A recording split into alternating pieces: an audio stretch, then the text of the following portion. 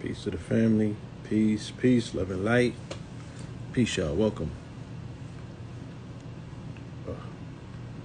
Peace, peace, peace, peace, peace. Greetings, greetings, greetings. Peace to the family. Peace, love and light. Welcome back. What's good with y'all? Greetings, greetings, greetings. Today's Wednesday, right? Yeah. Salute. Happy thank you. Thank you for the solar return. Peace, God. Clearwater, I was just on your page. I seen the Hempcrete retreat. That looked very inspiring. Shout out to my brother Soul Society NC as well. We on our way to NC.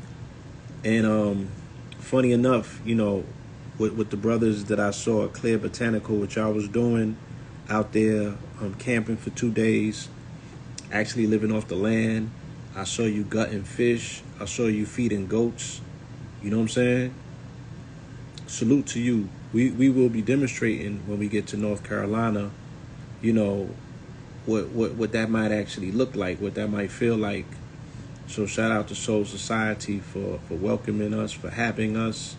For the family that's just now hearing that we're on our way to North Carolina for the quote-unquote Thanksgiving strong in.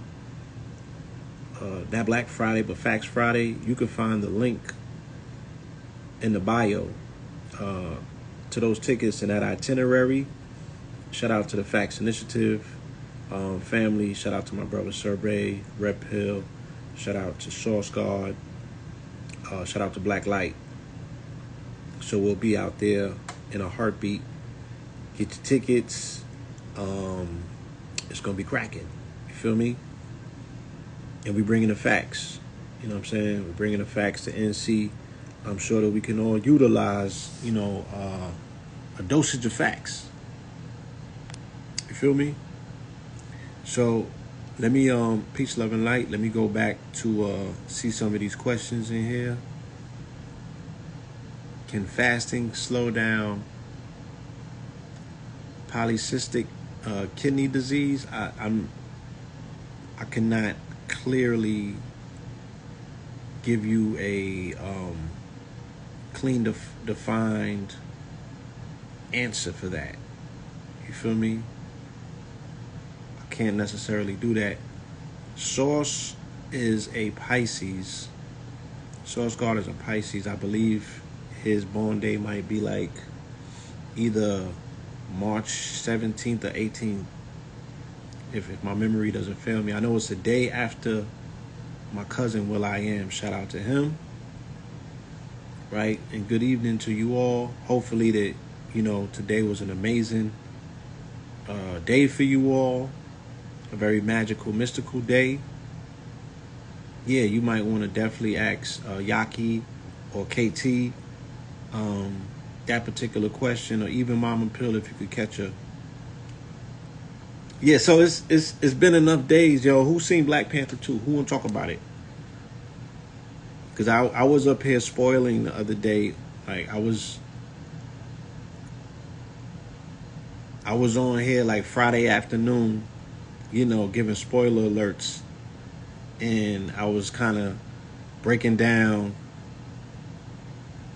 Black Panther 2. If anybody has seen it and you have some things that you observed that you want to discuss, you feel me? I'll open my line. We can chop it up. You wasn't planning on seeing it? Okay. Yeah, the Feather Serpent God, Quasimodo. Now they came out with a soundtrack because they only was leading with Rihanna's song. You know what I'm saying? Prince Michael got you shook, right? You don't even want to watch it. You could be like, I don't want that curse to jump off the screen and hit me. Shout out to Ambassador Prince Michael and KT. Okay, you're going to see it on Chadwick's birthday. I like that. Is Marvel with the agenda? They have an agenda. So you would have to specify what agenda. I could run down the agenda that they on. Nah, there's no such thing as a crazy question. Yeah. It's Marvel with the agenda. I want to answer you. I just have to have, more of a clarity.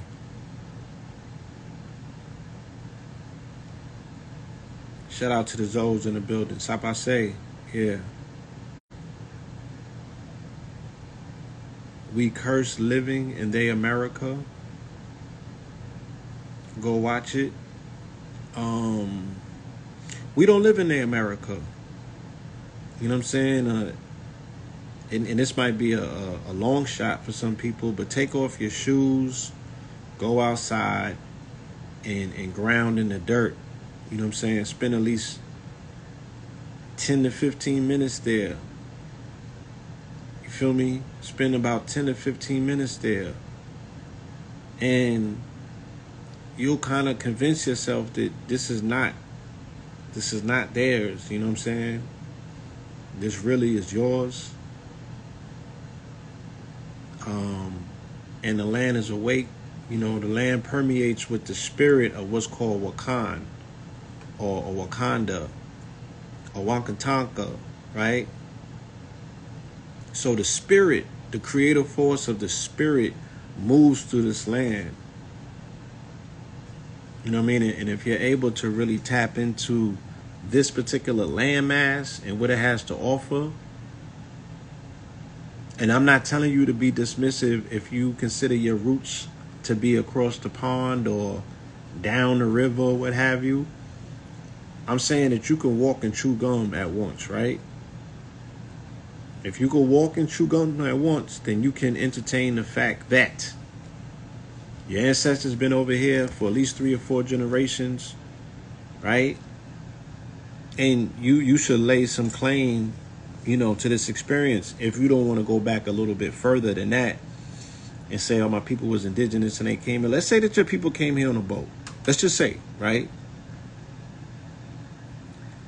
Your people have been here long enough and have made enough of a considerable contribution in a short amount of time that you should be willing to represent that to some degree, at least honor it, at least acknowledge it, at least protect it. You know what I'm saying? You don't got to abandon one thing to acknowledge something else. You know what I'm saying? Because you're not 100% of nothing.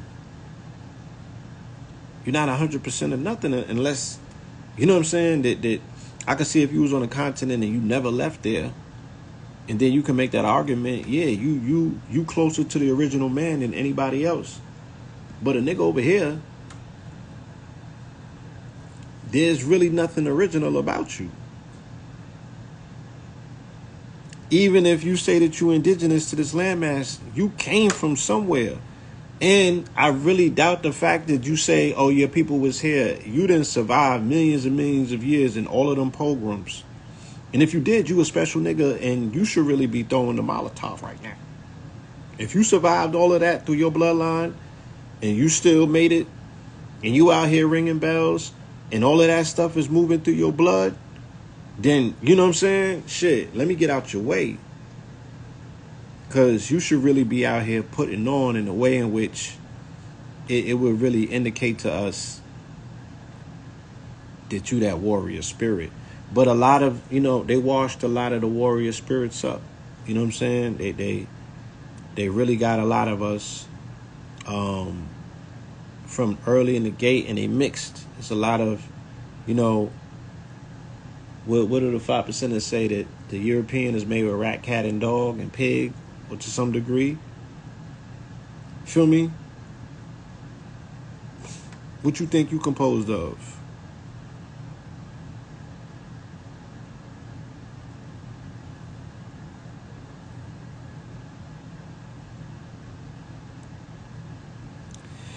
I don't think the human is from Earth either. I think that we have cosmic origins. You feel me? I think I know, and I know that some of us, because not all of us, we're not all the same. Some of us have cosmic origins.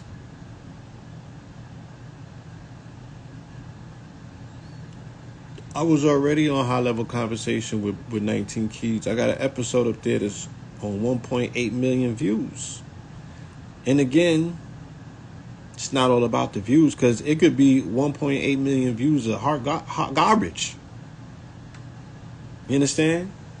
But it happens to be 1.8 million views of that whip, of that ready rock, my nigga. Like, you know what I'm saying? That shit is that uncut. You know what I'm saying? That's a fire representation. I got my shit off. I sat there and I said, if I don't ever have an opportunity to be on this camera again, and I speak from a place because I'm jaded by niggas be like, yo, this is the last post homie put up, or this is the last video. I'm always posting like, if this is my last conversation with y'all in the world, let me be responsible.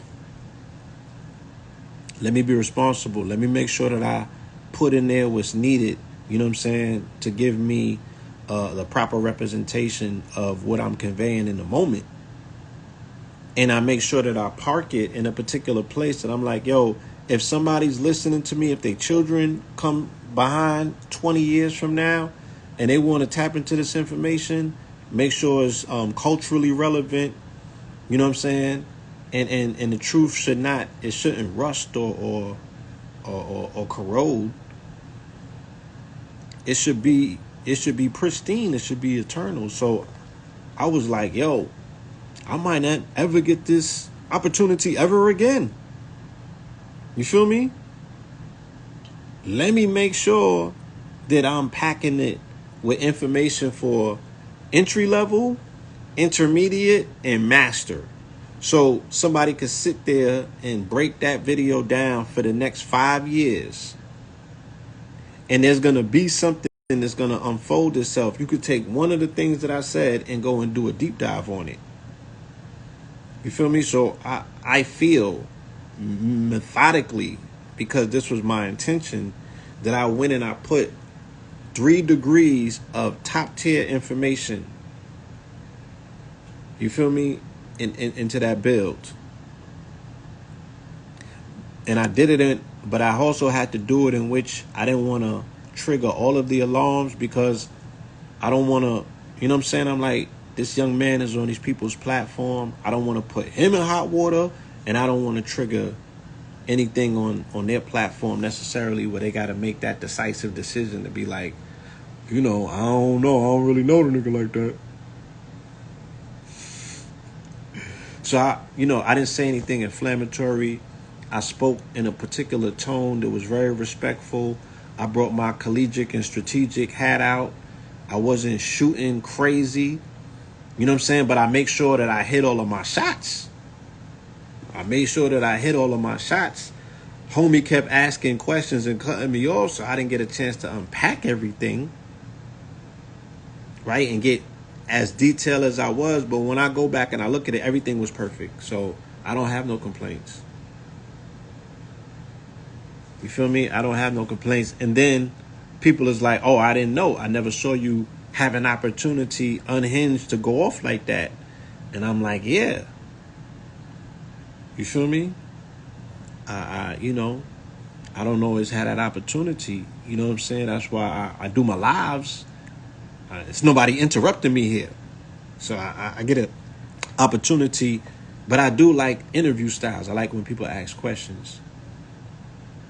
Because I don't need to just be sitting up here, you know what I'm saying, just going straight in for a whole hour or two. I do like questions. So I'm taking some now so I can answer them.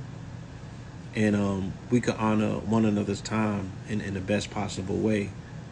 So salute to y'all. I had an amazing born day. You feel me? I'm 2 days into my 47th born day. And it feels very much like it's supposed to. And if you would allow me to share with you some of the things that I have learned thus far, because once again, right, this could be my last live. So I approach everything like a teacher moment. You know what I'm saying? And it's called Strangle the Angle. So what's the angle? The angle is I'm on live right now. You know, I got this amount of time, this pocket of time. Anytime that I'm stepping away from my lady because I value our time so much, I don't ever intend on wasting time. Did I ask your permission before I got on live? I asked her permission before I got on live, right? Because I'm taking away from precious time. So I can't get on here and just be like freestyling. You know what I'm saying? Can't do that. That's not in alignment. So my teaching, okay, my teacher. I'm gonna get to the teacher moment of 47. But somebody asked a very key question, and they said, "How can they conquer the fear of death?" And that is a Scorpio question, if ever there was one. You have to conquer your fear of death by initially conquering your fear of darkness. Yeah, Carlo, I got the box. I got the content. You know what I'm saying? That you sent. I appreciate you. Thank you, my brother. And shout out to my brother, JT, the bigger figure, legend. Right? Alright,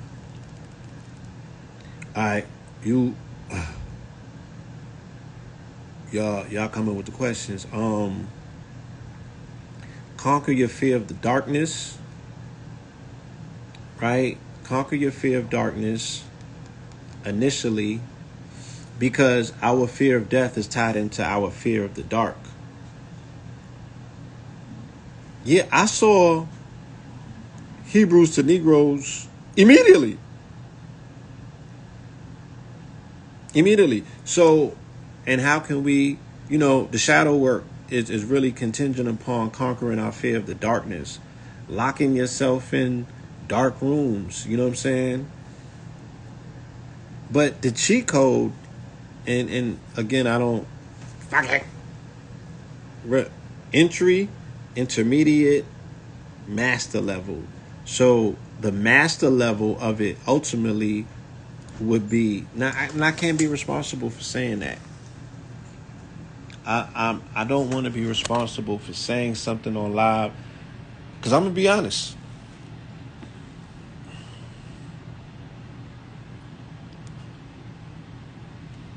Like, we've said things on these platforms that honestly, like, we be having conversations with one another like we all family in the same room. But in hindsight, because hindsight is 2020, right? We have got on platforms, and we have utilized these platforms, and I don't want to say that we've said things that have been in bad taste, one, or things that even wasn't necessarily true, two. But what I do want to say, and I want to stress, is the importance of preparation and initiation, right? So, like, somebody asked me about death. Before I say that you can utilize the cheat code and get you some DMT, I would say I want to be responsible enough to tell you, young men or young women, whoever's listening, that piece of advice is not for everybody. That piece of advice does not come without the responsibility that you have to undertake by getting instructions, by getting a guide that's trusted. And you know what I'm saying? I also have to make a disclaimer, because, according to the particular laws and the codes and things that if I'm on this app, right, I agree to a term and a condition, which means that I cannot be out here pretending as if I'm freestyling and I'm not under surveillance, or I don't come under some level of jurisdiction that I've already agreed to. You know what I'm saying? Yes, I should do the disclaimer before the drop. So my disclaimer is that these things might even be scheduled in these people's category as being a controlled substance and things of that nature. So I got to be very careful, and I have to be mindful to tell you that before you go ahead and do a cheat code like that, You know what I'm saying? Which some people might say, oh, that's not the easier way to do it. That's going to be even a tougher way, because DMT will make you experience death. You're going to experience a quick death. And you'll be able to overcome those fears, because your fear of death comes from the unknown. But your fear of the unknown is directly tied into your fear of darkness, or the dark. You know what I'm saying? And then there's other philosophical things that have been taught to us that might trigger this level of fear, such as you entertaining the concept of heaven or hell. Right? So we fear the unknown. You know, the best way, and I have these conversations with myself, you know, I have to constantly remind myself, you know, about the parable of energy, and energy doesn't die. It's a continuance. You can't create it or destroy it. You feel me? So my next experience going forward is not going to be like this experience, but I'm not going to downgrade. So I'm not entertaining, right? I don't have no space in my mental at all that will convince me that I'm going to go backwards. Right? I'm elated and I'm excited about my next chapter, because I'm telling myself is that it's a graduation. All I'm telling myself is that I'm going to be unhinged and not, you know what I'm saying, tied down by this flesh. All I'm telling myself is that the flesh is grotesque. Now, not that I don't love this skin that I'm in, right? I have an acknowledgement of it. I understand what it means. But I also know enough to know, my nigga, don't be down here losing your life defending this skin. And that's not who you are.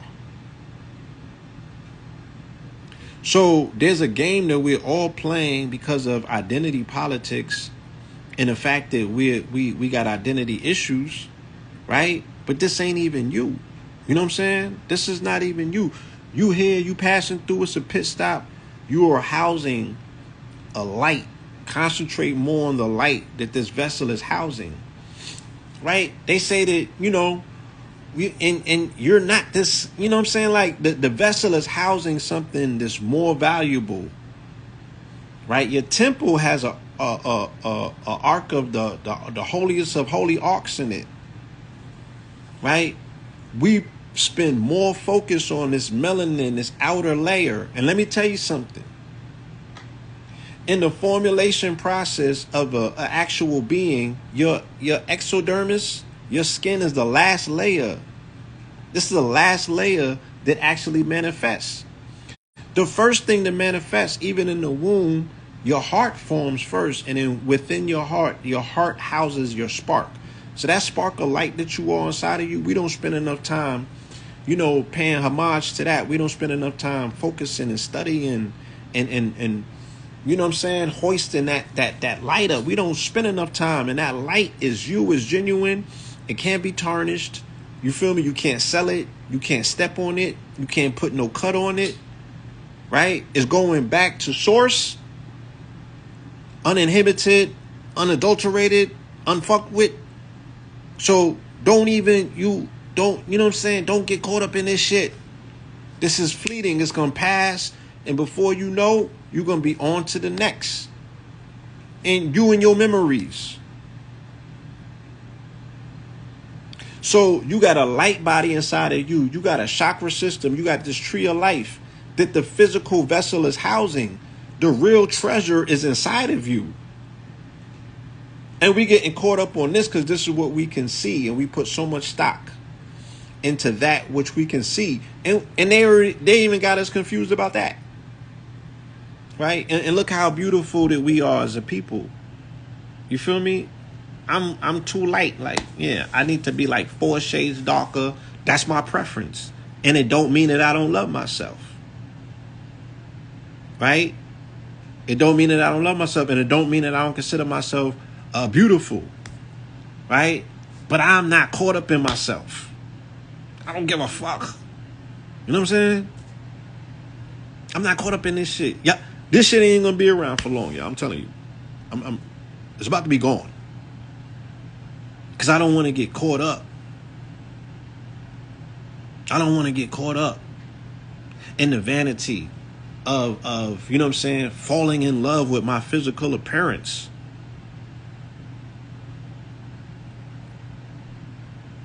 Now, I like, you know, I appreciate, you know what I'm saying? If I can sit in the sun and continuously, you know, absorb sunlight and enriching my melanin, these are the things that I would want to do, right? For two reasons. One, because I appreciate how, you know, I look when I'm a little bit more toasted, right?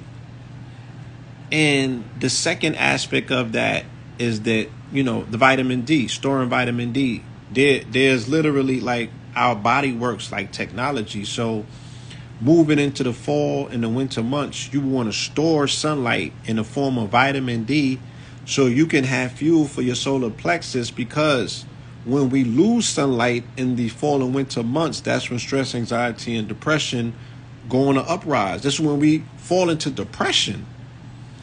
And the reason that we fall into depression and you have an unwillingness to do things and you feel stuck is because you don't have the necessary fuel. You know, like when you riding on Route 66 and the shit never stops and you like, yo, I changed my gas.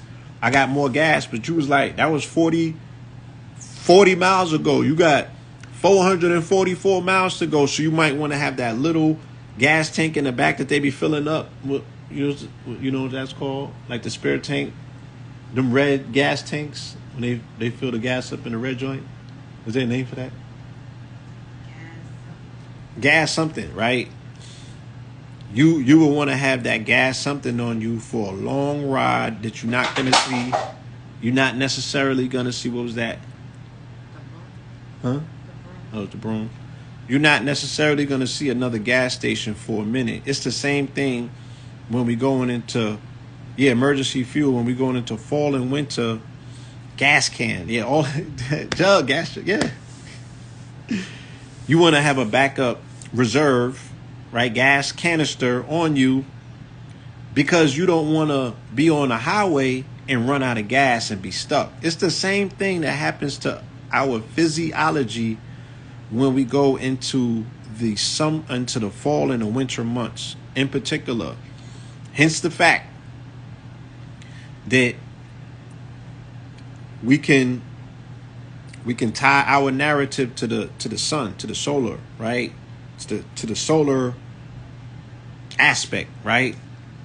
The sun experiences death in the end of Sagittarius going into Capricorn season. So on or about December 20 to 21st, right? The sun is going to cease to, it's going to be at its lowest point, of which is going to stay for 3 days until it refuels and recharges itself.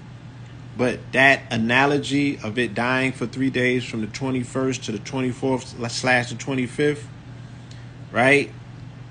It's the same thing that happens for the winter months starting in Capricorn. So Capricorn, Aquarius, and Pisces. If you'll notice, that acronym spells CAP, right? So for 3 months, there's going to be a cap on us accessing sunlight, and enough sunlight that our vessel gets supercharged in order to extract the reserve energy that's needed to crank the engine, right? To power up the will to do some shit. Hence the fact that they say wintertime is when you should hibernate and not do anything, because you don't have the strength, the power, and the energy to do it. Feel me? So, yeah, that's why, you would want to sit in the sunlight, and go to some of these equatorial places that's near the equator, where the sunlight is hitting at a particular degree that your melanin could absorb it and use it, right, for when you need it. And that's the evidence that, of what our heavily melanated skin is able to provide. You know what I'm saying? This shit right here, when I don't have the right amount of sunlight, it gets lighter. I get light skin, right? And things of that nature. But once again, as much stock, as much praise, as much homage as we pay, you feel me, to this skin that we're in, This is the flesh is grotesque. So we getting real caught up on identity politics because we're in love with this concept of who we think we are. And that's cool. And that's cool. You know what I'm saying? But you are light sentient beings, so there's an entire anatomy inside of you that's not getting none of your attention and no play. That really is the shit. That this vessel, this house, this is like a car, right? And you the passenger. What's more important? What's more important, the vehicle or what the vehicle's transporting? So you have to ask yourself, just sit down today and be like, yo, what is my vehicle transporting is so important, right? This Bentley that I got, this Rolls Royce, this double R, this color hand, right? What is it transporting? What is it transporting? What inside of it is moving it around it? It's being received like royalty showing up. Yeah, that precious cargo. Feel me? That precious cargo. And that aspect of who and what we are, we not having enough conversations about that. You know what I'm saying? No shade, no disrespect to nobody or nothing. I'm just saying that, you know, we can broaden the conversation and stand to lose nothing, you know? Because at the end of the day, what you going to walk away with a thorough knowledge of yourself.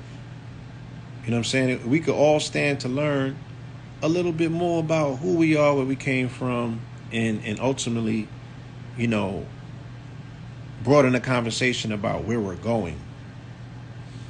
And we, you know, we got a Bentley and we putting McDonald's in it. We driving Bentleys to McDonald's to pick up Happy Meals.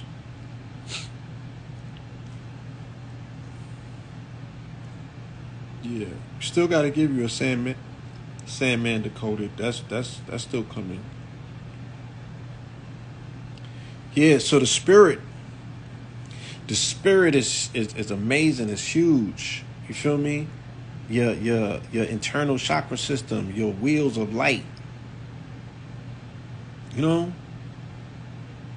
Your mitochondria. You feel me? That spark of light that's inside of you, your soul, your spirit. Yeah, I've seen Everything Everywhere All at Once. I did see that. I want to go back and see it though. Let me share this with y'all. All right? This is a key part. Please don't let this one go over your heads, family. Because I want to talk about it.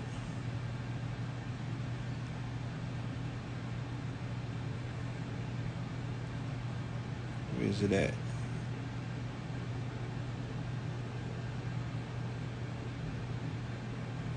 Come on now.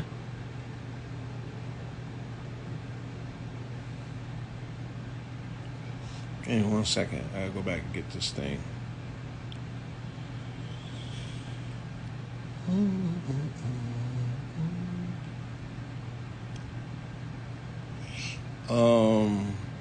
Yeah, you know.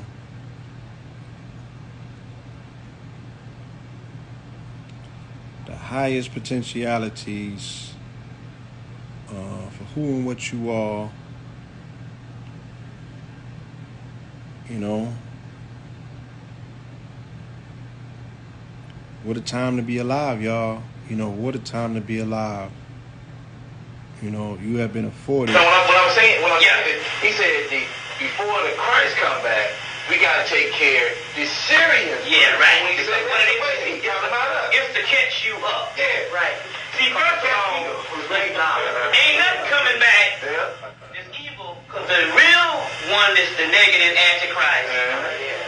Been here on a 700-year rule, which was when the Moors was expelled from Spain and they really started their world domination. That's what they are. But the thing they talking about now is there ain't but one thing coming, the Christ. And what they're doing is be Christ energy, be Christ figure, whatever have it, be being or whatever. They know whatever is coming is powerful and it's us. So what they're Specifically, can you think about this? They say in the Bible, they say the Antichrist rises up, and then they say we see the armies around the earth.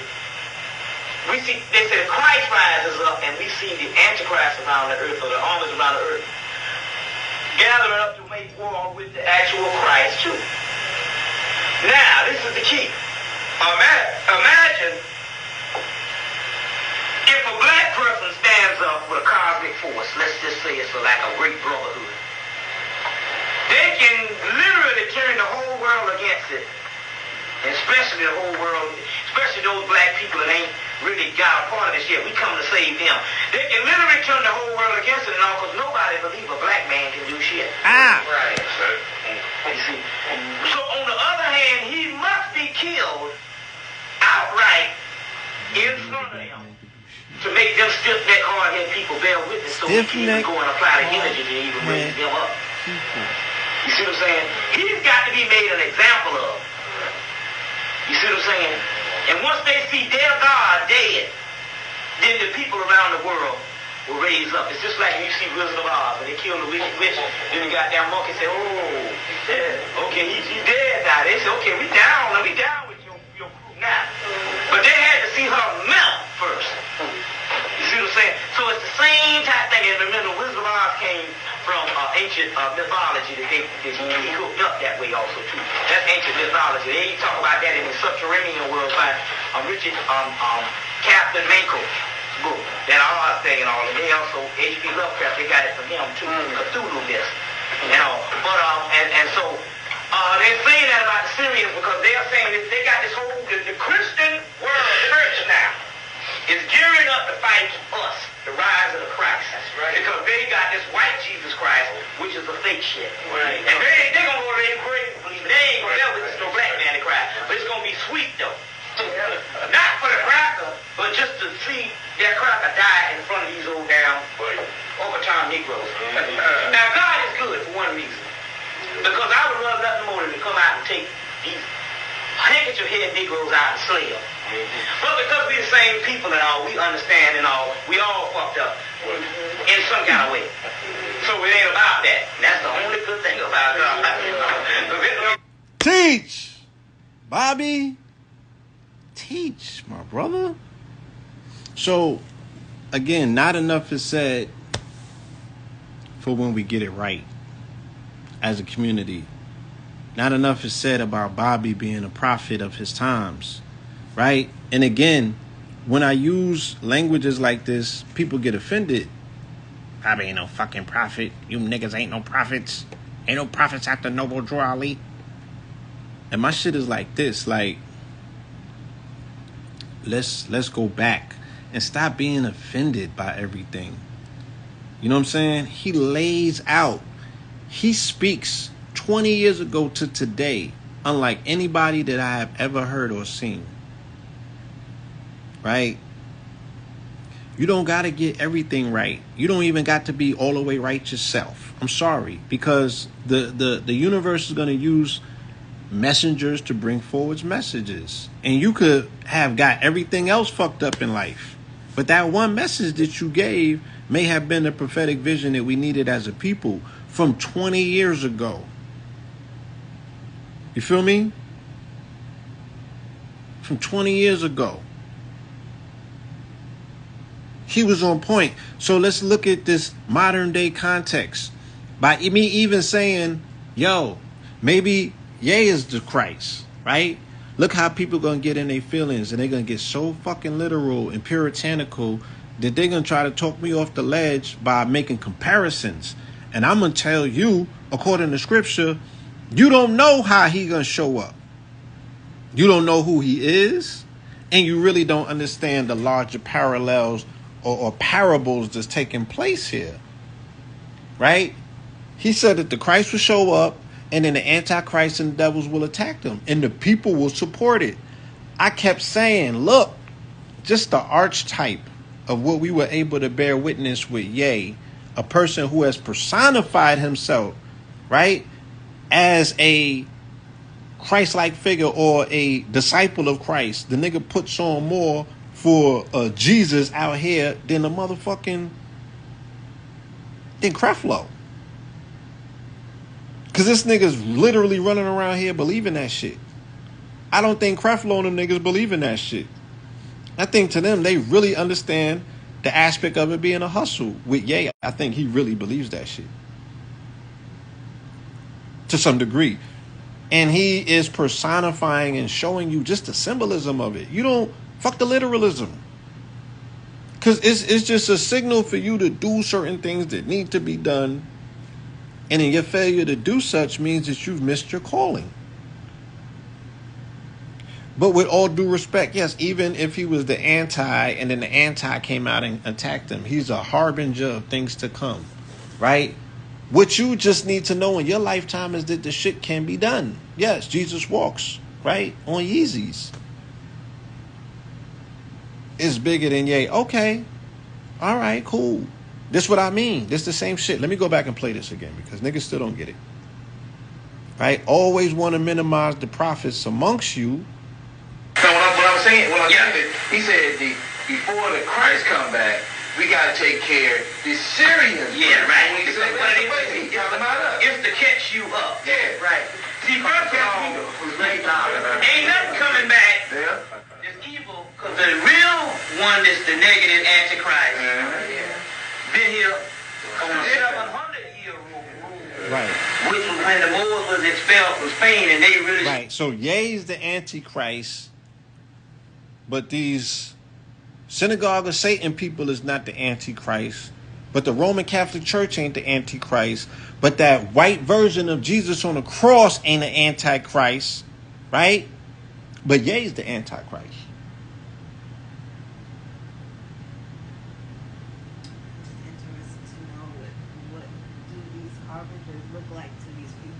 Yeah. So, what does a harbinger look like to you? Look like to you, so that you know when you see it. What does that look like? So you can have your metrics in place, so you know what you're looking at when it gets here.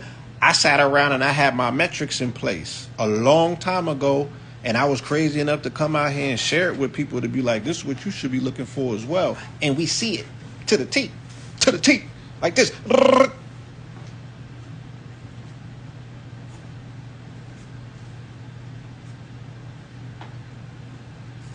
Look, they was calling this dude a savior. Hold on, where's he at? They was calling this dude a savior, right? Because he saved cryptocurrency. So they was calling him the crypto savior. He just got crucified. Where he at? Bring your ass forward. Come on, white boy. Where you at? Because y'all can't see it in Ye simply because he's charcoal. He's melanated. He's a burnt skin. And there's just a lever in you that just has been shut off, but you cannot see yourself. And you haven't even referred to yourself as divine in all your lifetime, my niggas. Trust me. I'm on these internets with you. You can't see it in yourself, so you can't see it in nobody else. And that is their biggest success. The fact that they have shut down your ability, you know what I'm saying, to even think or talk like this. Outside of the scope, they've been selling you the concept of a bleedy up white boy on the cross as Jesus your entire life. So why can't I come along and say, well, a nigga who sold, almost 1 billion motherfucking records and got in front of more people than Jesus ever did in his lifetime and was able to, galvanize an entire generation, you feel me, and inspire them. These people are the leaders of the culture. These people are the voices that matter and count in our society. Not because I'm saying it, I'm making an observation the same way that you are, but maybe you just need me to interpret it for you because you don't see it. And you really think that this shit is about somebody walking on water.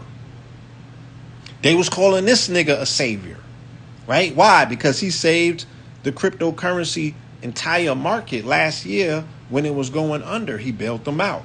So he was considered a savior. He just got crucified. Right?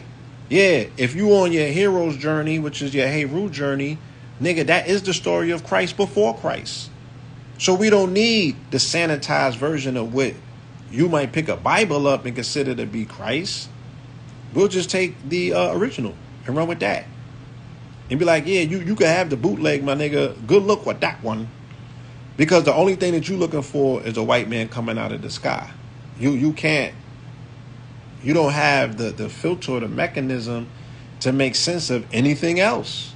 And that's it very well may not be your fault at this point in time.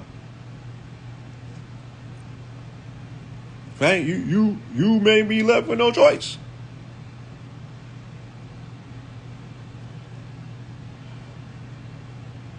Right?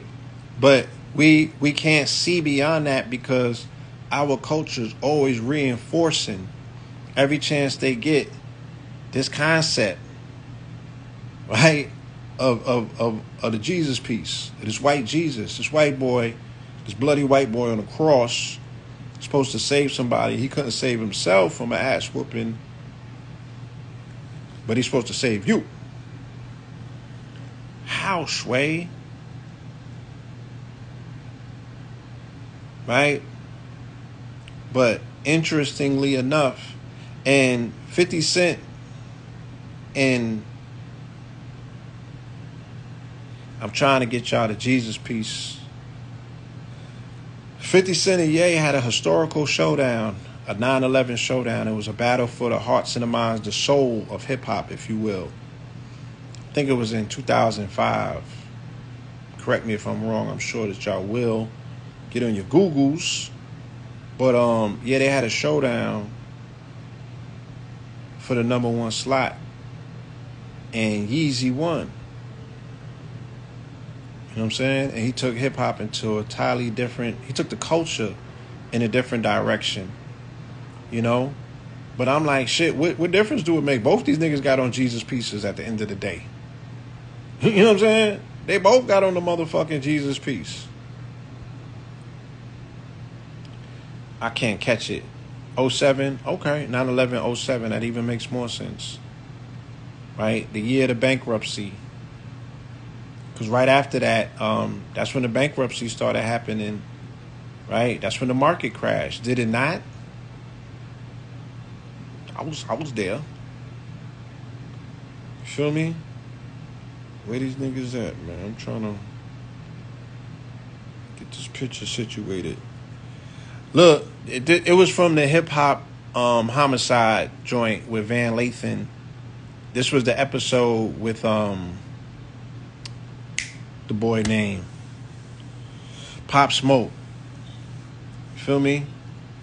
And 50 had he had the Jesus piece on the other day. So I'm like, shit, what difference do it make? They're booking in this conversation, right? And hip-hop is still frozen 32 degrees in this concept of a white Jesus Christ, right? That is where the cultural revolution has to take place, point blank period, because everything else you're doing is just, this is the dry run for the real war that needs to take place. You just over there screaming at the children of the Lion of Judah because subconsciously you know that you got to finally push that narrative to the real place. So what I'm saying, he said, if you ain't getting the Jesus, Christ come back, we got to take care of the Syrians. Yeah, right. It's to catch you up. Trying to get Jews? See, first of all, ain't nothing coming back. It's evil, because the real one is the negative Antichrist. Been here on a 700-year rule, which was when the Moors was expelled from Spain and they really started their world domination. That's what they are. But the thing they talking about now is there ain't but one thing coming, the Christ. And what they're doing is be Christ energy, be Christ figure, whatever have it, be being or whatever. They know whatever is coming is powerful and it's us. So what they're saying is, basically, can you think about this? They say in the Bible, they say the Antichrist rises up, and then they say we see the armies around the earth. They say the Christ rises up, and we see the Antichrist around the earth, or the armies around the earth, gathering up to make war with the actual Christ too. War. Now, this is the key. Imagine if... What he said? He said the Christ rises up, and globally, the Antichrist machine, right, goes into play to destroy the Christ. Feel me? Is that not what we're seeing? Let's just talk about the Christ seed, not an actual person. Let's talk about the consciousness of it. Let's talk about Christ just being a disruptor. Because that's all Christ did, according to the narrative. Right? Fuck all the fancy shit that Paul wrote. Right? Let's strip it down and just go to the nuts and the bolts of it. He was a disruptor. Right? He was a disruptor. You feel me? He was a whistleblower. That nigga seen some shit and he said some shit. That's who he was. And he got body for it. And he was going up against the establishment. And the people who he put on or put on for is the same people that turned their back on him when it was like, kill that nigga. He don't speak for us. Is this not what we're seeing? I just want to get y'all consistent with what you're seeing, so you can stop fooling yourself. Now, I'm not attempting to convince you and push you into a place of culpability to be like, oh, you only have to see what I see the way that I see it. I'm just explaining where I'm drawing this from. You don't got to see as I see or think as I think. You feel me? That's not what this is about. I could qualify what the fuck I'm looking at, though. Right? And the symbolism of it. Not the literalism of it. There's nothing literal about this. It's a story. It's a mythology. Feel me? It's not an actual story. It's a mythos. And mythos play themselves out through characters. Right? So we're watching a character play out a mythos. He represents a cosmic energy called Polaris, or the North Star. So he has to be the one who carries this out, because the energy that he represents circa or by way of the North Star, that energy represents the Piscean aspect of what we just left up out of or leaving up out of. So Romeo must die. You know what I'm saying? Romeo must die. We have to see the Christ get crucified, or else the story's not complete. You know what I'm saying? We have to. And it has to be drastic, because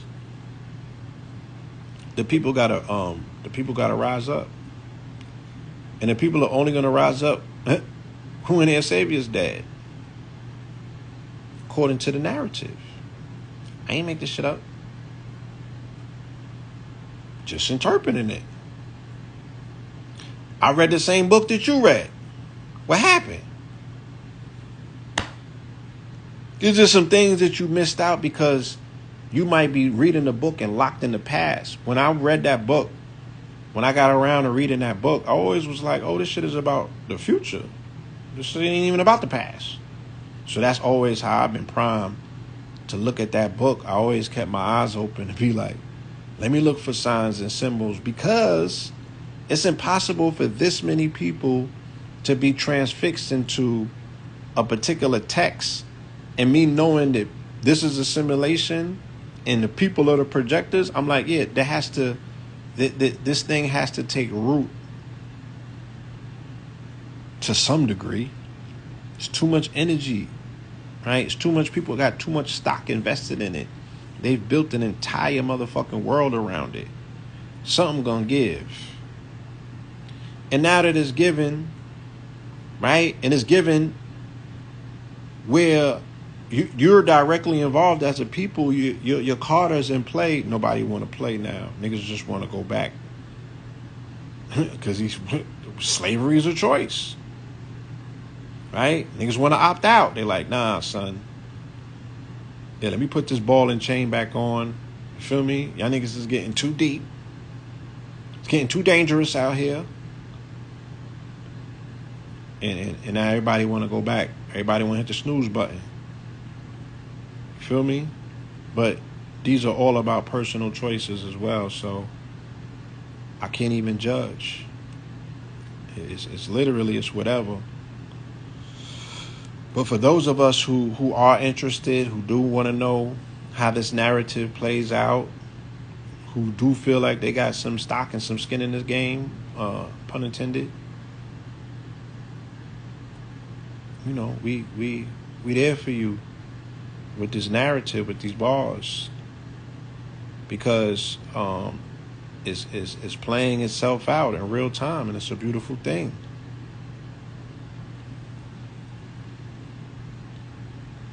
Yeah, they act like they don't see what they see. Wakanda, to put it down a few paragraphs accurately and simply, sum it up as God. It can't be done. Wakanda is so faceted in nature, it would be impossible to describe it all in words, but the following is an attempt to convey just an inkling of what this is about. Right? So that's just speaking about the energy of Wakanda or Wakan, right? We've been speaking about this energy. Grover Cleveland, who's the 22nd and 24th president, hence the fact that we said Obama was the 44th president, but he was the 43rd man to sit in the seat. And Trump was the 44th, and he's attempting to do once again what Grover Cleveland did, which is serve two separate terms to make it, a double term presidency, but separately. And all of these individuals in this presidency or this candidacy from 2008 have been running on 44 energy. Check it. Obama, Biden. Right? Trump, Biden. All of these is 44 energies. So the 44 energy been sitting in the White House, sitting in the seat since 2008 to 2022. And this shit goes over people's heads. Niggas still don't motherfucking get it. Still. But you want to talk about Jesus and Christ and deep shit and all that. Like, my nigga, cut it out.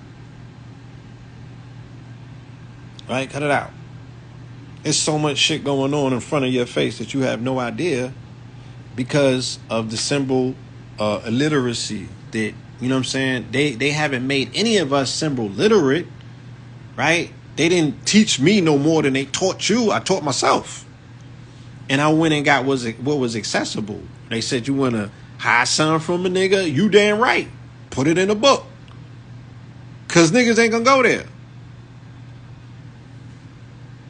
Feel me? So all of this, them throwing rockets in Warsaw, Poland, and all of this shit,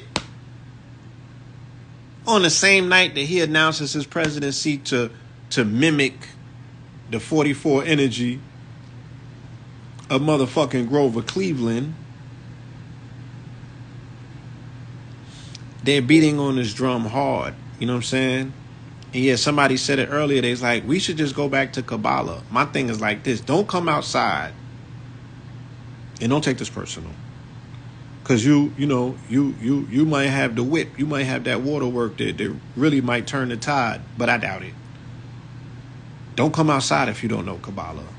Right? When the motherfucking shots start flying and this shit gets beyond just people playing these games with this information, right? Because right now this is just a dry run. It's nothing real has been said, right? This is right. This is just all for some straightening. The real shit ain't start yet. You feel me? The real shit ain't start yet. They just making accusations. Oh, I'm a Hebrew. I'm a Jew. Like, the real conversation ain't start yet. Don't get involved in the real conversation if you don't know Kabbalah. Please, don't embarrass yourself. Because it's not philosophical, my niggas. It's about the fucking sorcery that's being used on you. Okay? It's about the sorcery that's being used on you. Well, if you can't break the spell and cast a more superior one, you have no business in this conversation. Ultimately, when this conversation gets up here, beyond people's emotions, because that's all they're doing. This is a test run to draw out who really knows something. They just bypassing the woke niggas, and they like, we know that somebody taught y'all. Right? So when we finish whipping you niggas, you woke niggas, take me to your leader. Yeah, they using real sorcery. You niggas just... You think that they holding this shit together with some words?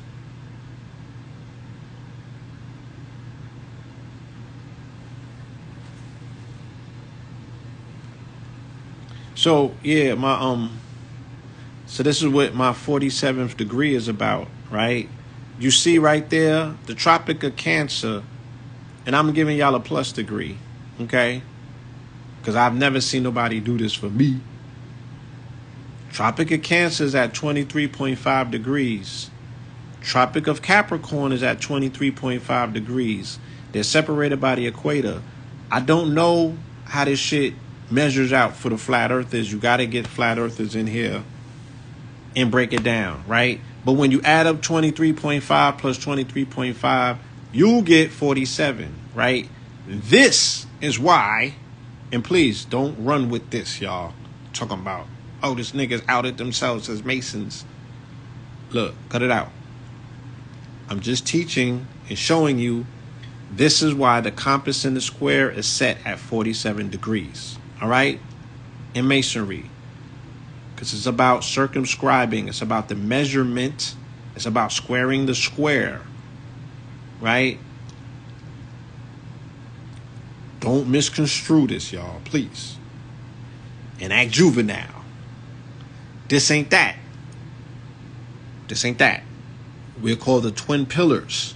The twin pillars are Jokan and Boaz and Joachim, which are technically Masonic in nature, but prior to that, those twin pillars were on the portico or the porch of King Solomon's temple. So they're biblical, right? And then even before that, the 125th chapter of what they call the Book of Coming Forth.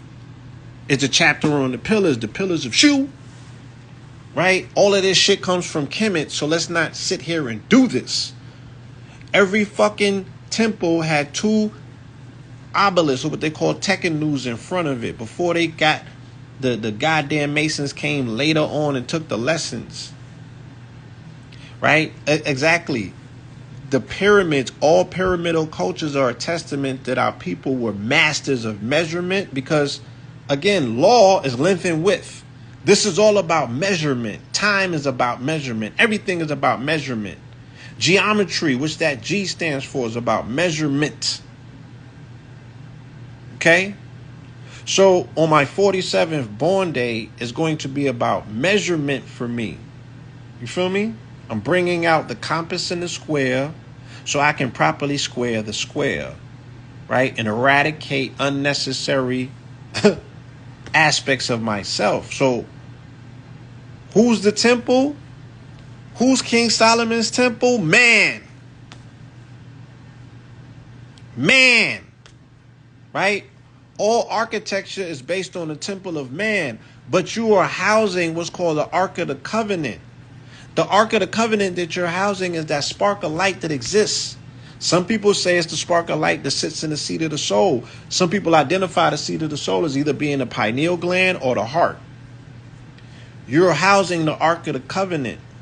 You're housing, right, this light body temple.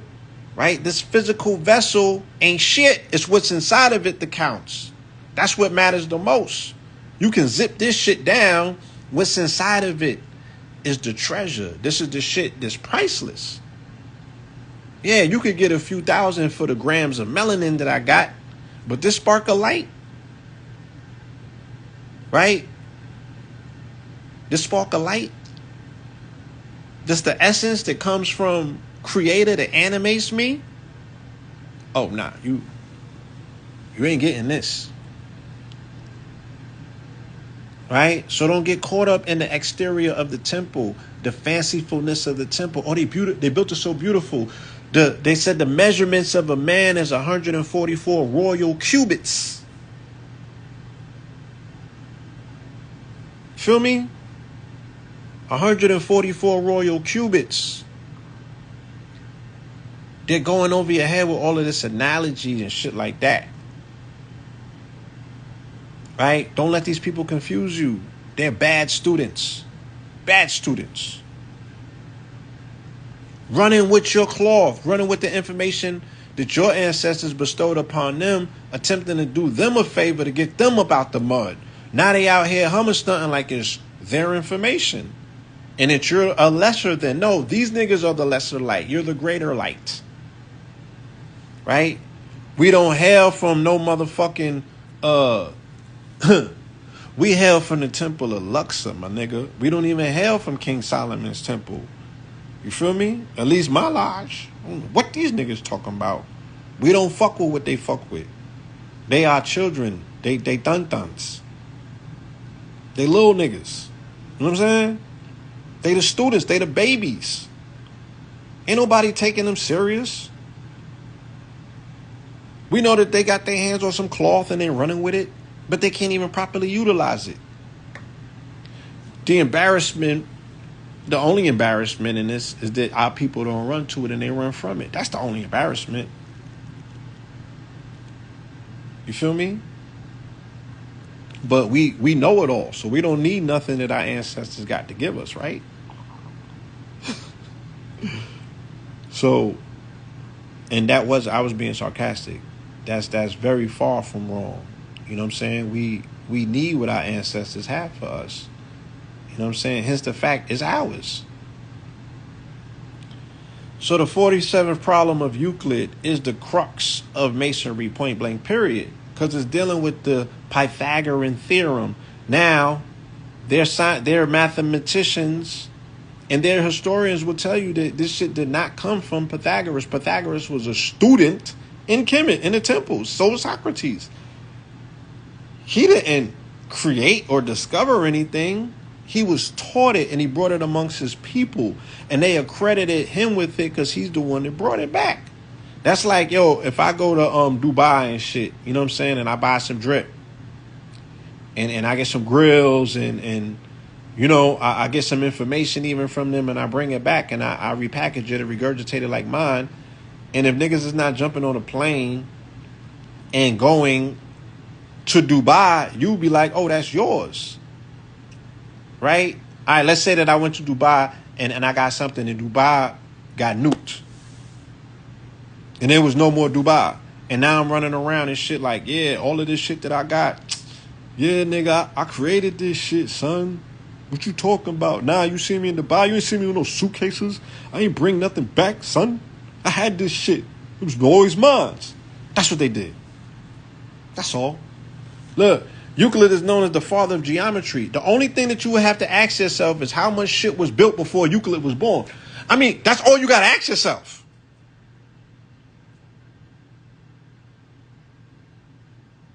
No, you got it wrong. Every Mason is not a Kemetic, but not all Kemetics are Masons. No, that don't sound right. No, that's not correct. Sorry. Some Masonic historians describe the 47 problems sometimes that connotes a love of the sciences and the art. But that definition leaves a lot unsaid, and this article will shed more light on the 47th problem of Euclid. Our explanation will include the Masonic square along with Pythagoras' theory. Right? Euclid is known as the father of geometry. He lived several years after Pythagoras. So, if Pythagoras brought the nigga the motherfucking triangle, how can he be the father of geometry? Anyway. And he continued the work of Pythagoras. Euclid focused mainly on a 3-4-5 ratio puzzle. Some sources have it that he had to make a sacrifice of 100 cattle or oxen before he could solve the puzzle.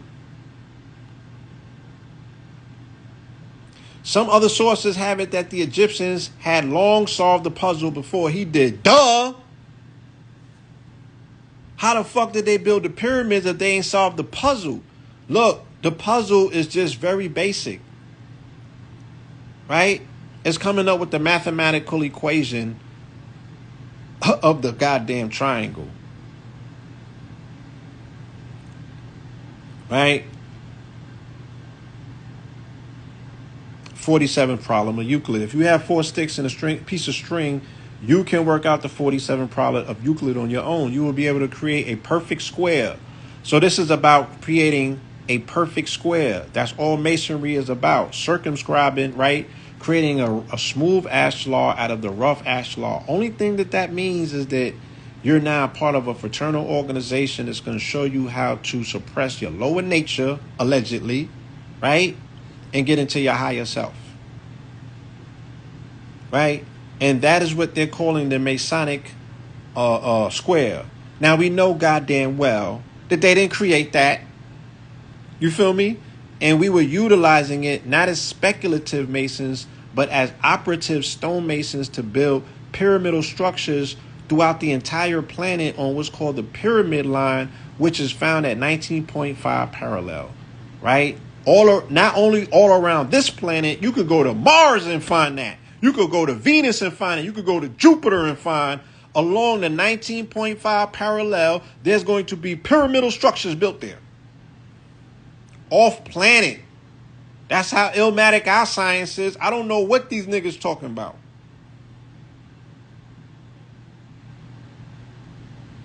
Application of the 47 problem of Euclid today.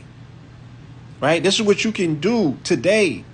If you figure out and solve the 47 problem of Euclid, navigate the ocean and get to the center of the ocean while still calculating how far away the land from land a man is. So how come these niggas thought that they was going to India? And they talking about Pythagoras had this information of how to motherfucking circumscribe and measure the ocean. How come they just found America as a continent in the early 1500s? And they were so illmatic with their math. Dig on opposite sides of a mountain and dig a straight tunnel through the center of the mountain with the tunnel meeting exactly at the center. Measure the distance of the stars in light years after reaching out into space. Mark boundaries and survey lands before constructing buildings. Now, whose ancestors did this? Whose ancestors this sound like? Their ancestors or ours? If you don't know your history, you may say theirs, because they whitewashed all of ours. So the 47 problem of Euclid is a perfect Freemasonry symbol, right? It teaches us how to bow our head in respect to how the arts and the sciences work with religion. Okay? The 47 problem of Euclid teaches man to stand in awe of God's given knowledge to man and how the sciences and the arts work. Yada, yada, yada. You feel me? I mean, again, this is common sense, but sense ain't common. So, as best as I can, and as best as you allow me to, I like sharing information and posing questions, because the questions make us think. And these be the same questions that when I ask these people, they do not have the answers. You feel me? They knew all of that. They had all of that going on for them. You feel me? They had all of that allegedly going on for them. You feel me? But this is where we from, or at least some of us, because a lot of y'all don't want to claim allegiance to the continent. Granted, that's your business. You feel me? But global civilizations, and we could get to the Americas. Let me just touch on this right here, and then we'll show what they was able to extract. Somebody needs to do a map of the Americas like how they did the map for this. Can we show where they got the tobacco riches? Can we show where they got the sugarcane riches? Can we show where they got the silver? Can we show where they got the copper? Can we show where they got the gold? Can we show where they got the tin? Yeah, we need to make that map. Can we show where they got the cotton? Can we show where they got the wheat? Can we show where they got tobacco? Can we show where they got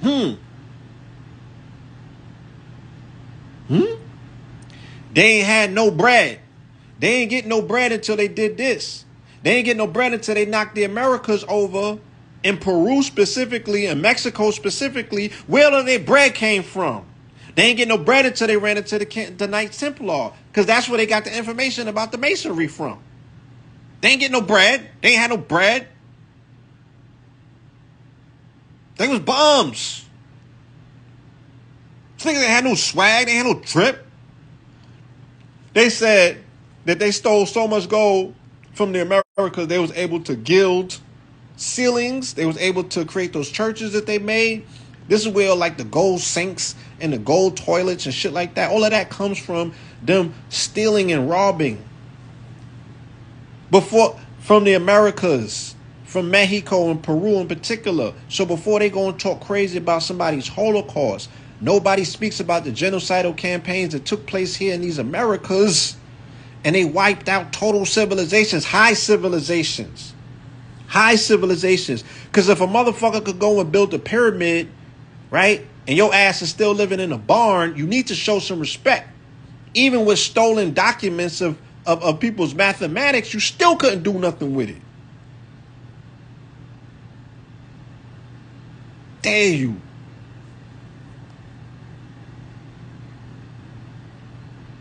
They stole everything and they did it in the name of Christ.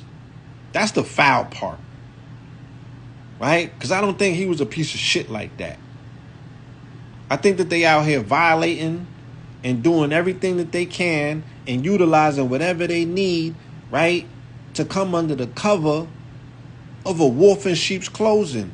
And then they're going to eat up the whole chicken hen. And that's what they've been doing. So if we ain't going to talk about our peoples, and when I say our, I mean melanated, look, globally. If it's us, never them. So whoever us is, the people, the indigenous people, the population of this planet, who called a bad one. Am I going to? Am I going overboard?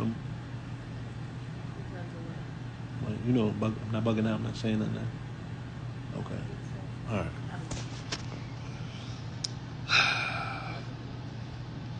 Yeah, what they did to Namor and them.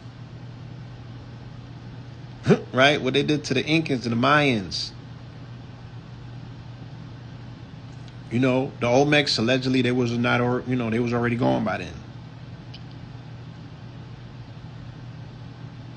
You feel me? So this scramble for Africa, the Berlin Conference is in 1884. They ain't get up in there until 1884, but they got all of these navigational, computational, mathematical things figured out. You feel me? But they ain't had no bread. Because they ain't couldn't get their hands on no riches. Because they don't come from nothing. Yeah, they got nice rolling hills. You seen that in The Sound of Music. But what's in them hills? What mineral riches was they getting out of Scandinavia? You feel me? And shout out to Graham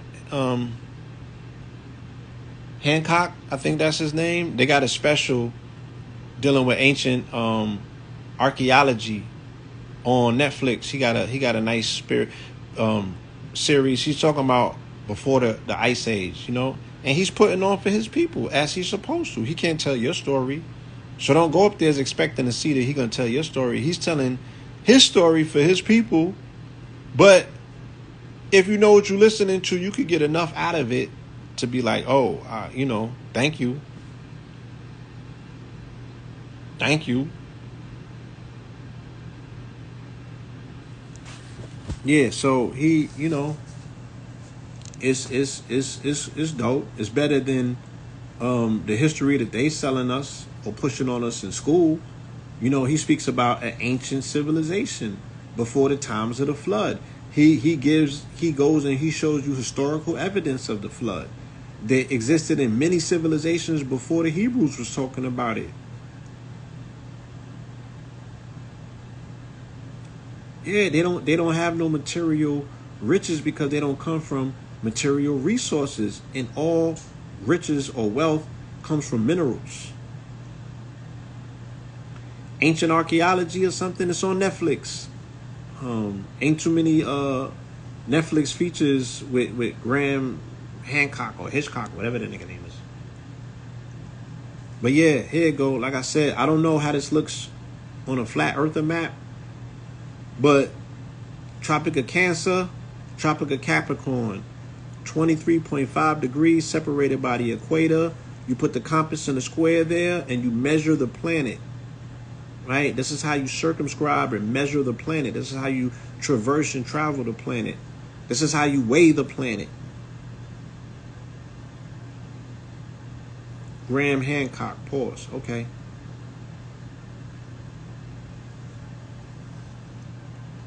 Feel me?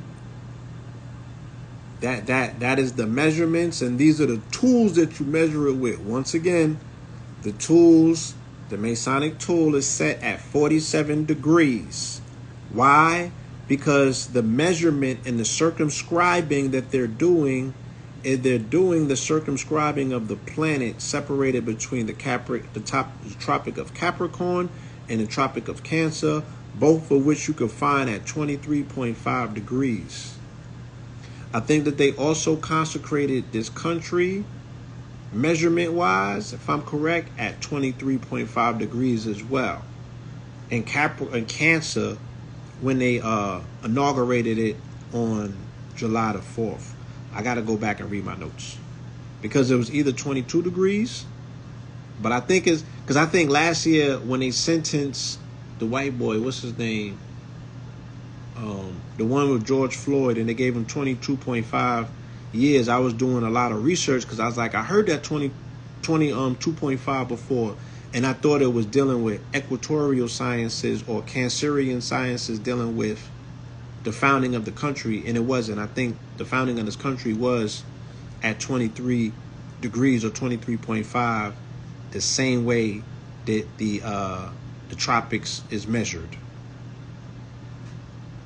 Yeah, the G stands for geometry, allegedly.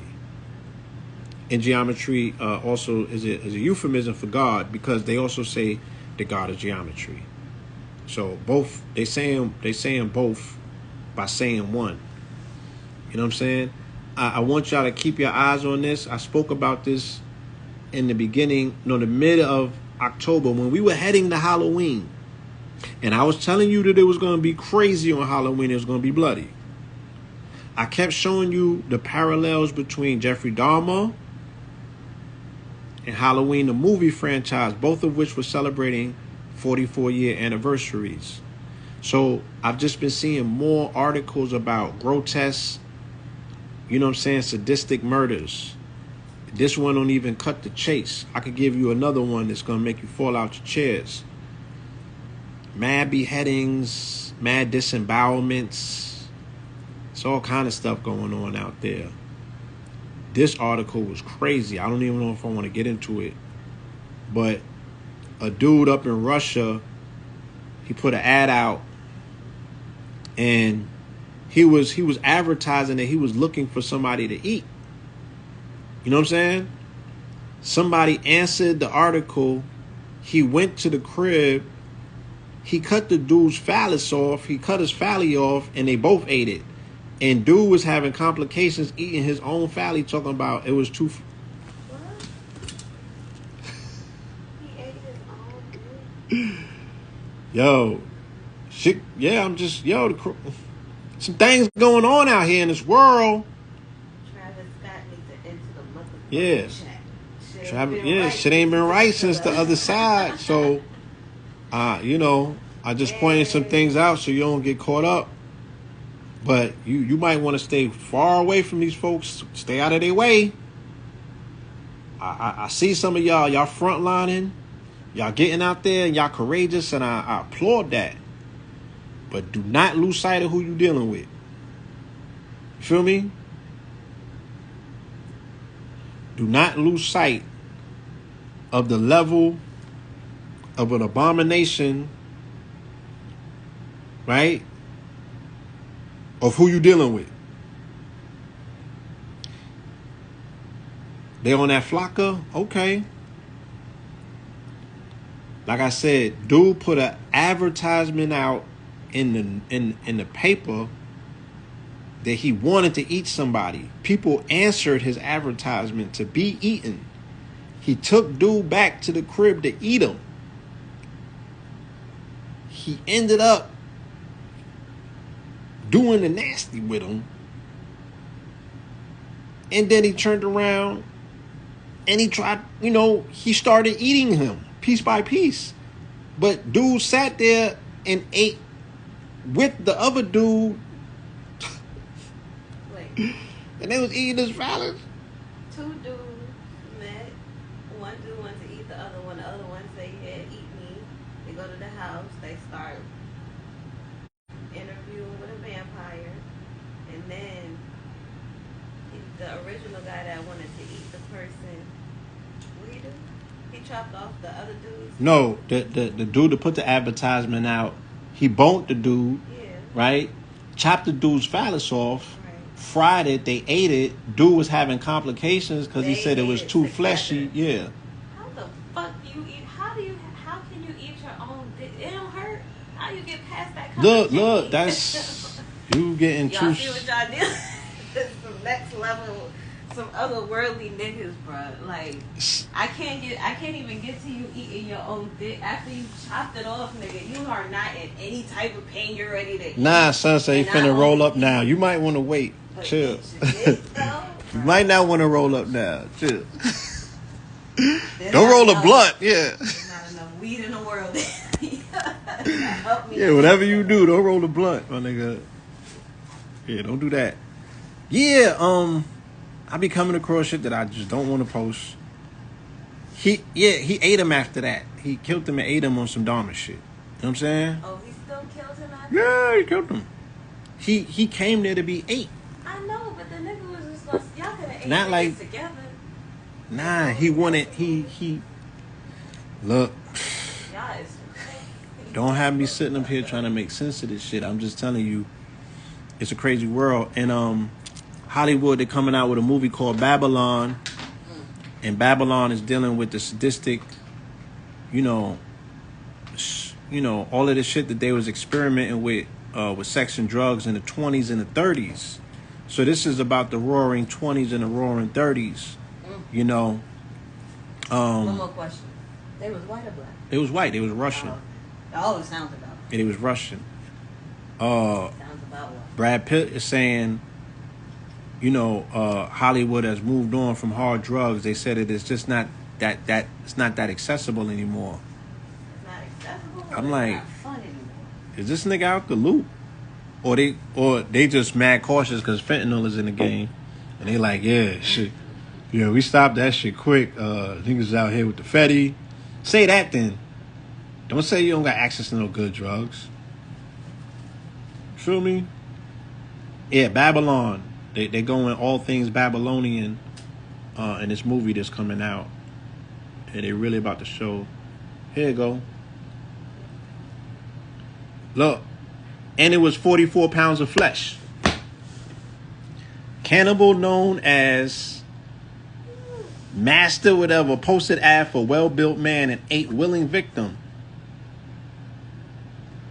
It's past 9 o'clock. Y'all want to do this? Hold on.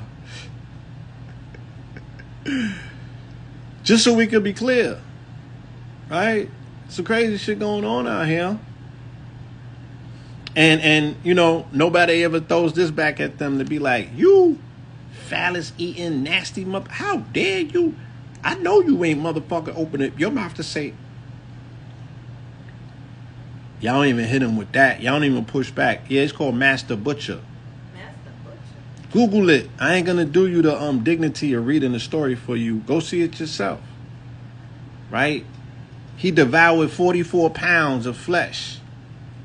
Ate this nigga. This is giving that movie I keep talking about. I keep telling you, yeah, they ritualizing.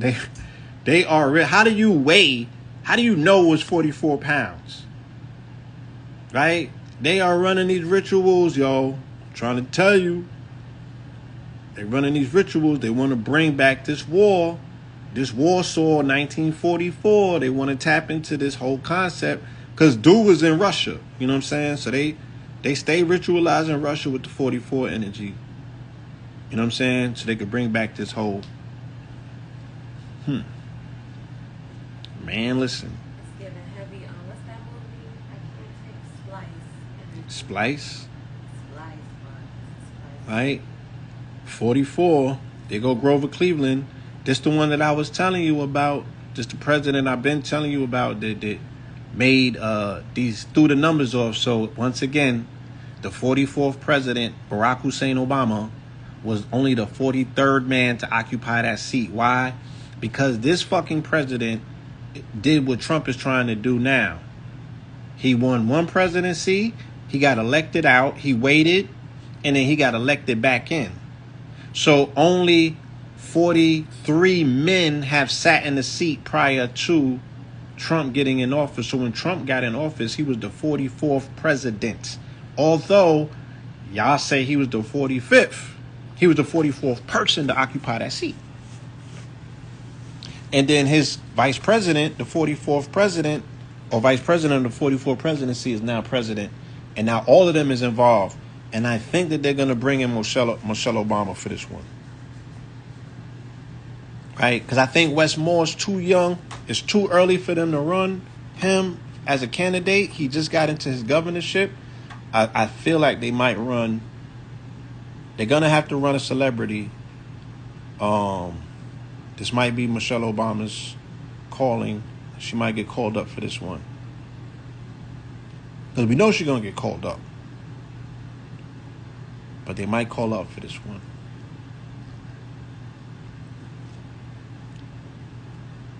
So yeah, man, I don't know if I'm gonna spend too much time. You know what I mean?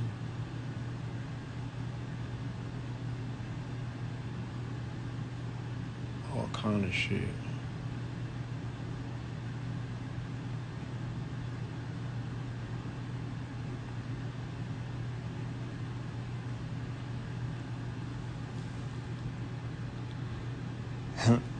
German Army accidentally issues uniforms with SS labels on it. Yeah. Look.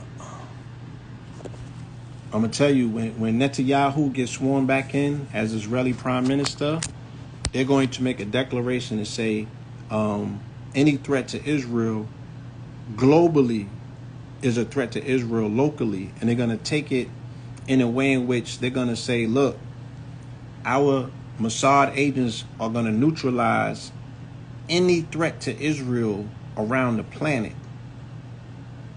Feel me? And that's going to be their clarion call to say, if you niggas don't shut up,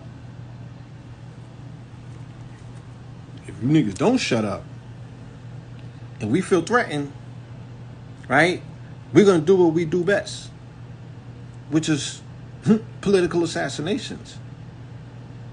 Right? These are the same people. Remember where the filter on Facebook came from, where it's be like violence, graphic violence. You know what I'm saying? They got to give you a warning. They didn't even do that. Facebook. I used to get on Facebook, and the minute you start scrolling, they would have babies, Palestinian babies with their brains falling out. They was melted because the Israelis was in the occupied zones utilizing phosphorus, which is a weapon of mass destruction disbanded by the UN. And they was utilizing that then, just like they're utilizing it now, to destroy and kill babies in the West Bank. And you can't even speak about that no more, to call these people terrorists, murderers, right? Call them what they are. You can't even do that no more. Because now they're going to come in with this campaign to say that they feel threatened, and the rise in anti-Semitism, right, is putting them on guard, and they're going to have to put their shields up, and they're going to get on attack mode.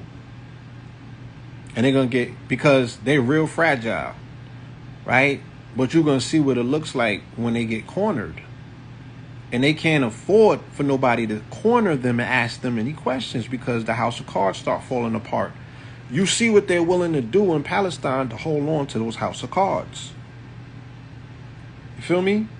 Yeah, they wheel out the Willie P. The white phosphorus comes out. They violate all sorts of UN treaties and declarations just to maintain the lie. So let's be clear. These are people who will kill to maintain this lie. Just like the colonizers over here will kill to maintain the lie. But it's different over there. They got a lot more to lose. Right? So yeah, let's be mindful. Yeah, before I leave, because this is going to be interesting as well, when they declare the presidency and they figure out who's running against who, You know? DeSantis said that Florida is where woke goes to die. Right? I've been told you this concept of woke is a political term that has galvanized a global resistance against it. You feel me? A global push, a global resistance against wokeism.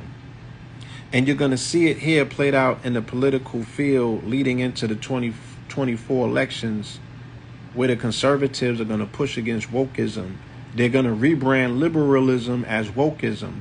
And they're going to make it more about it being black democratic than they are going to make it about being Jewish liberal. Right? So be on the lookout for that.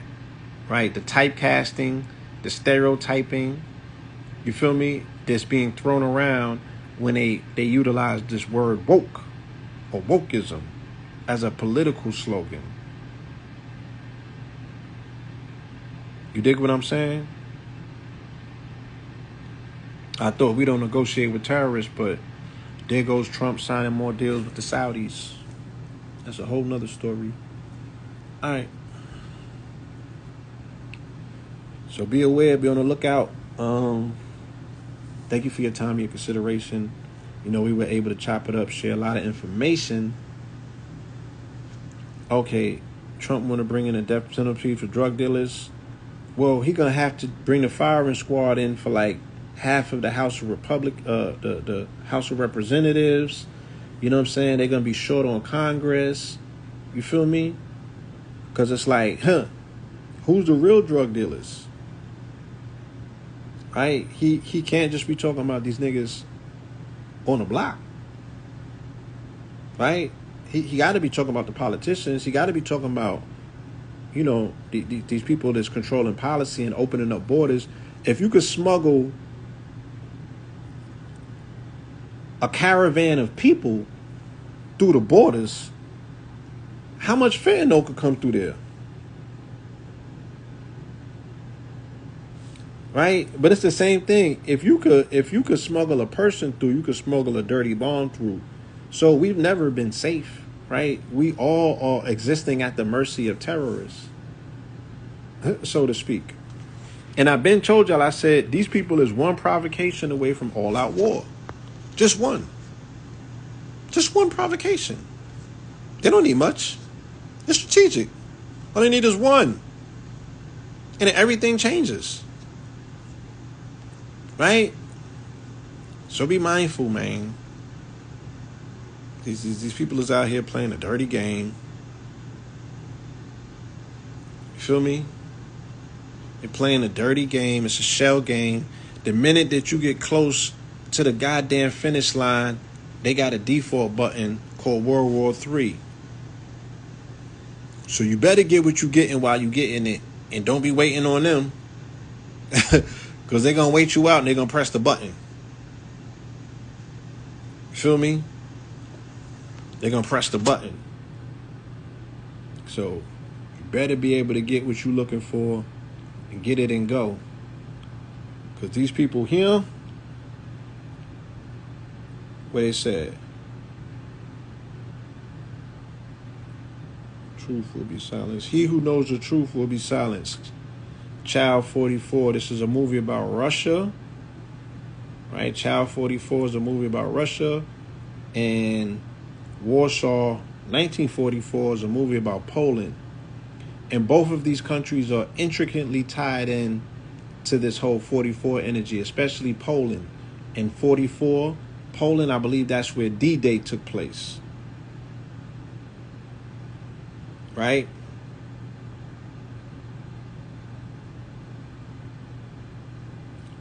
Remember, Russia is a country with 144 million people in it, and they're going to war against a country with 44 million people in it, which is the Ukraine, whose president was 44 years old at the time that all of this stuff jumped off. I can show you slide after slide after slide after slide after slide, tying these people in with the 44 frequency.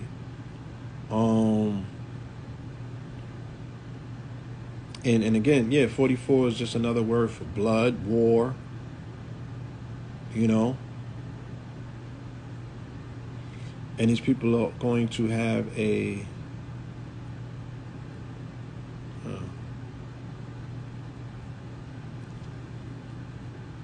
all right, look. His mama took Andrew out the race, right? The queen took Andrew out of being in line to operate in any royal capacity and fulfill any royal duties. Why did King Charles turn around on his born day and ask them to amend the law to allow his brother or sister to act on his behalf when he's absent? Right? His mother ain't even been dead for 44 days. And they're already digging her up and kicking her head, doing Lord knows what.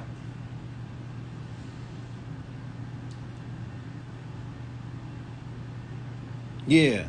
So he's the dark pillar. He's Palandar, they said. You know, he's the red dragon. And our born day, ironically, that's why I know that these niggas is on top of they dark magic and they sciences. On our birthday, we always call the red electric serpent in the Mayan calendar. So this nigga's the red dragon, and he's the red electric serpent. And that's the day that the Red Queen was born. And anybody who knows any of the Mayan sciences or the story, right, of, damn, who the Jose Arguella is supposed to be the personification of the return of? Now, it wasn't Quetzalcoatl. It was Popovan. Paco. You won't do it. You sound like it. You sound like it. I think it was. Yeah. Yeah, you sound like that. Right. Well, whoever Jose Arguelles was supposed to reincarnate as, he was not able to finish the law of time until the Red Queen came. And the Red Queen also is born in our born day. She's a red electric serpent. And King Charles is the red dragon. He's the Palandor. Right? Y'all got to do the research to see what the fuck all of that means. Because they just sound like words. But if you want to go down a rabbit hole, you can go ahead. Yes, and the feather serpent was in Black Panther 2. That was Kukulkan. Right? Kukulkan. The feather serpent. Or what they call Quetzalcoatl. Feel me? Neymar. Yes. Kukulkan. Right. Real quick. I know it's like one or two more things that I kind of really wanted to share with you. Paco Votan. Yeah, Papa Votan. Papa Votan is who, Paco Votan? Yeah. Okay, Paco Votan, that is who the reincarnation of Jose Arguelles, who is the author of The Mayan Factor and Time in the Technosphere. Right? Paco Votan is who his personification was, but the wife of Papa Votan was a lady called the Red Queen. And she's the one that helped finalize that situation.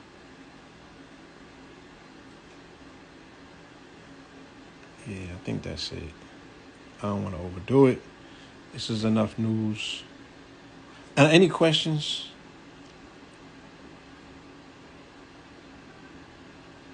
Why he wasn't built like the others? I don't know what you mean, like why he wasn't cut up? All right, let me explain. We have the Christian calendar that we operate under, the Gregorian calendar, right? On the Gregorian calendar date, November 14th, that's the day I was born. On November 14th in the Mayan calendar, though, right? Because the Mayans have their own calendar. So these lands that we exist in, this land of Wakan or Wakanda, the Amexem, the Americas, this whole land, mass. Because they said the Mayans probably came all the way up. They said the Olmecs came as far as D.C. So how far the Mayans came, I can't really say, but that energy still permeates through this land. In that calendar system, right, which is operated by tones and glyphs, on that day, November 14th, the glyph of the day and the energy that governs that day is the red electric serpent, right? So if we go to the Ethiopian calendar, that's going to be a whole nother day for November 14th. So all these different cultures and civilizations have different calendrical systems. They have different calendars. In these different calendars, you might, so in cardology, right, which is isn't a calendar system, but cardology is assigning a frequency to the days, right? My birthday, November 14th, it was the day of the 6 of clubs in cardology. So my card in the playing deck is the 6 of clubs. That's the psychic card. That's the card of the messenger, right? And all of these connections and similarities, like I said, Little Boosie has this energy, right? King Charles has this energy. Roland Martin was born on my born day. I don't own that. You know, that's weird as fuck, but for what it's worth, it's still there.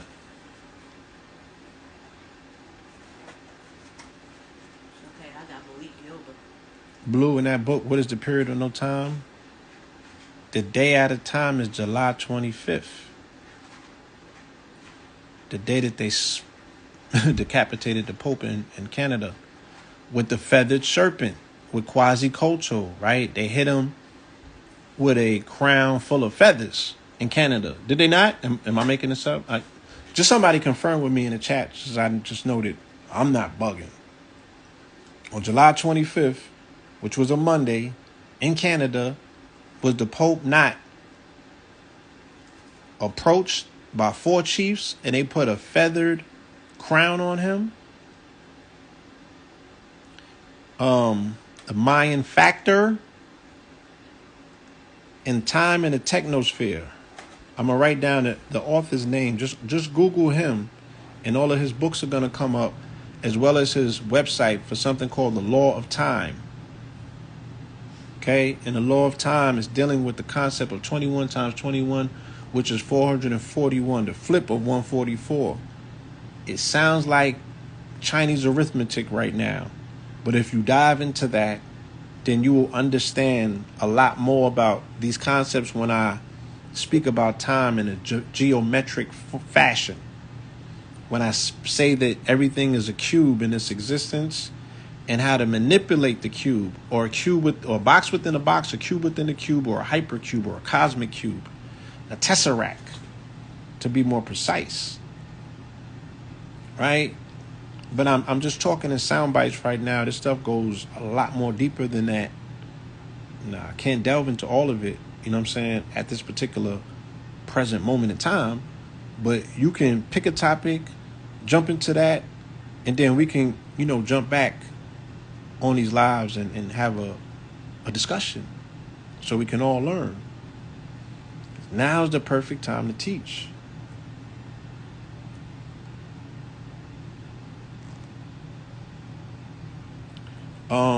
Good question. Look, relationship between Virgo and Scorpio sharing their sign. Twins intentionally separated with Libra.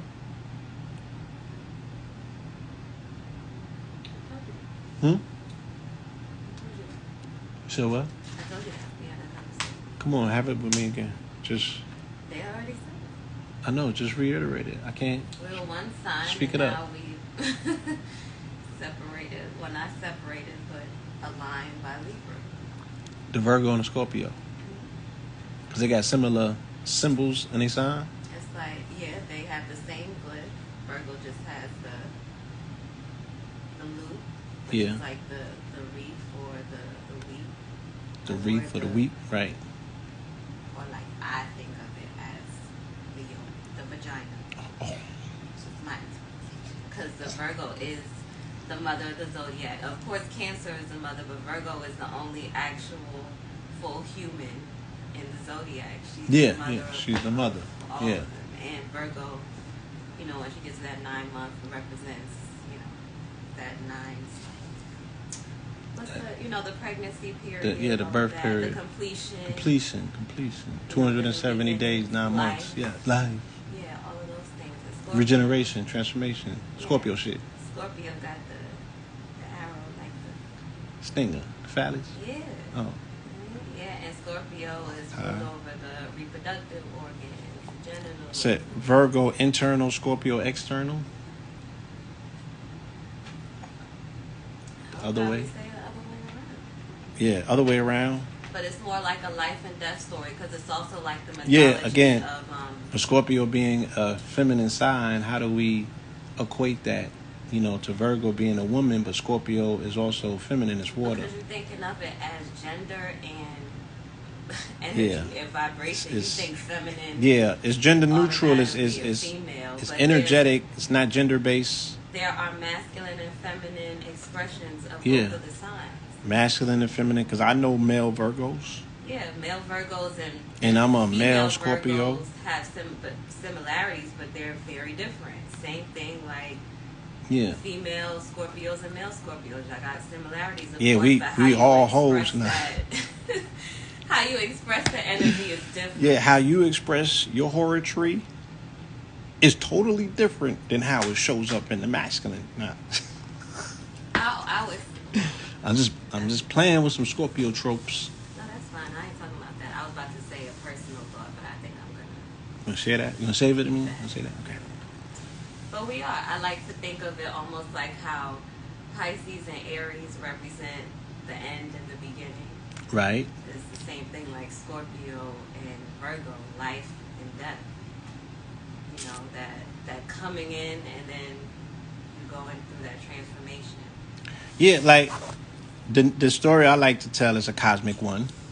Like I was about to say, the mythology of Scorpio and Virgo is actually the story of Persephone and Hades. Okay. It's the story of. Okay, she go into the underworld. She get trapped because he hit her with the arrow, like almost on some Cupid shit. For 3 months. Right, for 3 months. Who is Demeter, Aries. Right. Is okay. upset and comes to get her, and then she springs forward. That's the story. Virgo and Scorpio. There it is. And the whole aspect of even the analytical Virgo. When we go into Scorpio, we have to strip ourselves of all that shit. All that shit that keep us prideful because we know everything. Scorpio, shows you that, hey, I don't give a fuck about none of that shit. I want to see you in your real element without all that fly shit. Right, because we're going to deep plunge you anyway. Y'all think y'all analyze shit, but you only analyze the surface. So yeah, you're like, let me about to show you 100,000 leagues under the sea. Exactly. Like, oh, shit. So let me hold on to my pearls. Yeah. Like, nah, you're not going to need them where you're going. Yeah. We represent the order. And y'all have that energy. You're very scattered. One minute you here, next minute you there. But us, we very analytical, organized. Organized, right. So y'all like structure. Right. Shit like that. Which y'all need. Which we need. So I'm learning. The power that you have is so great. That chaos is so great. But you have to learn how to manage it. Yeah. Utilize it for what you really want to do. See? Yeah. So there's a lot to learn. Humble yourself without that being a curse word. You know what I'm saying? Because, as much as we think that we're in charge, we have a lot to learn by actually, listening and allowing other people to show us proper direction. And that don't necessarily mean that you don't get to lead. You feel me? Somebody can point and then you walk. That don't mean that they led you. You can still hold on to your Scorpio bravado. But yeah, it's very key. Yeah, it's very key to know what works and use what works, because the universe is very, very structured. You know what I'm saying? The universe is very much ordered.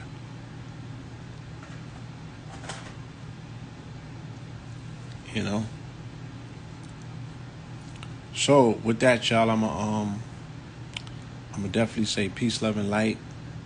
Yeah, I've been investigating the Gemini Scorpio connection, which to me is super interesting and is tied into morbidity. You know, Geminis, when they speak on death and manifest like this, and I see it through the hip hop, through the rappers, right? It's still Mercury. Yes.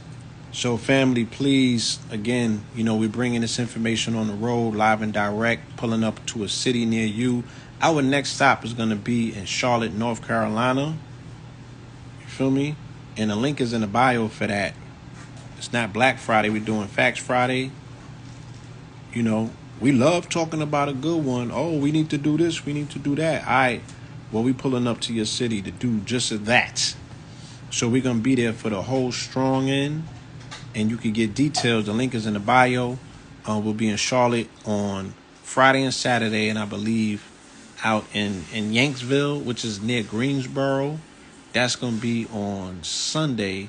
And we also got something popping on Thursday. It's a private Thanksgiving dinner that we'll be doing. So please, y'all, tap in. All right, get those tickets, and we will be pulling up to a town near you. This is starting on Thanksgiving, 11/24 to 11/25, 26th, and 27th. 26th is going to be Sabi's born day. We're going to be doing something at a restaurant in Charlotte as well. Yeah. Yeah. Yeah. Jimmy's the 27th? Okay. Yeah, we'll be coming to Florida as well. We will not be pulling up to Portland. Shout out to Portland. Somebody said. Huh? There's nothing wrong with it. It's just not on my calendar. If I get up to Oregon, yeah, we love Oregon. I haven't been to Portland yet. And it just sounds cold.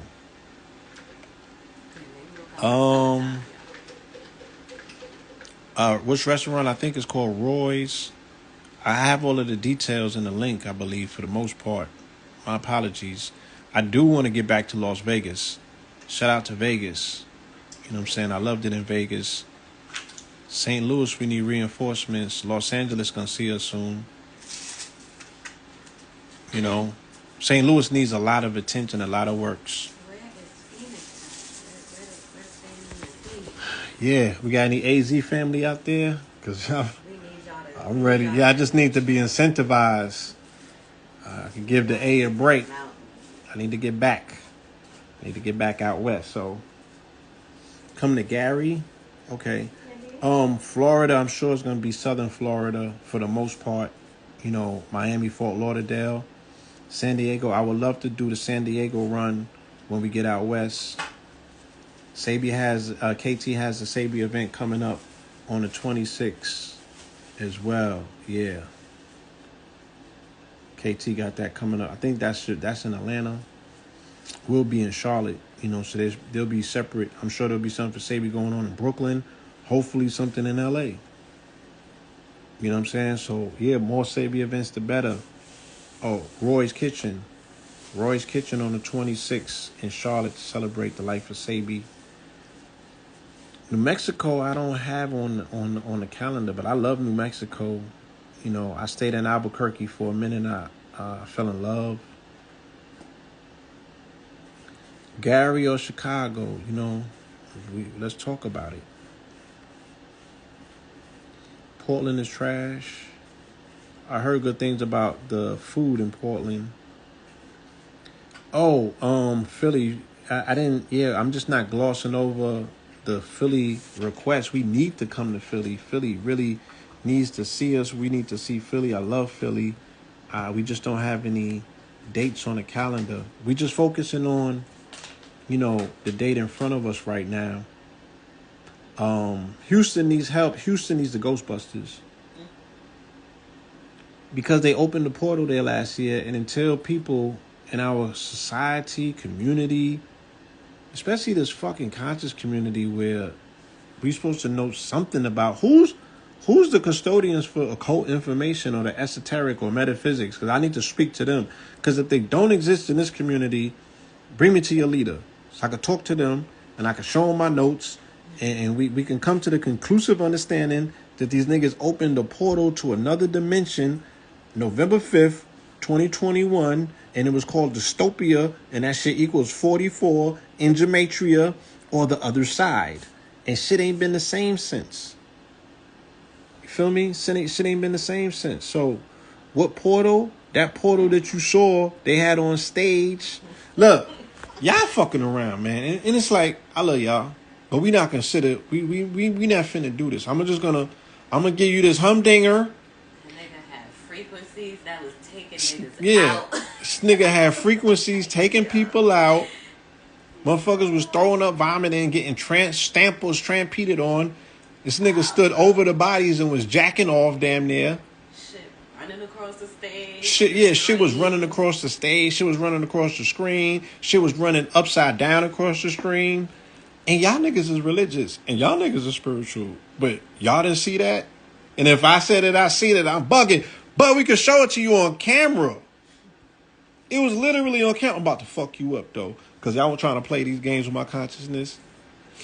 Hold on real quick. Because I'm going to show you this shit right in front of your face.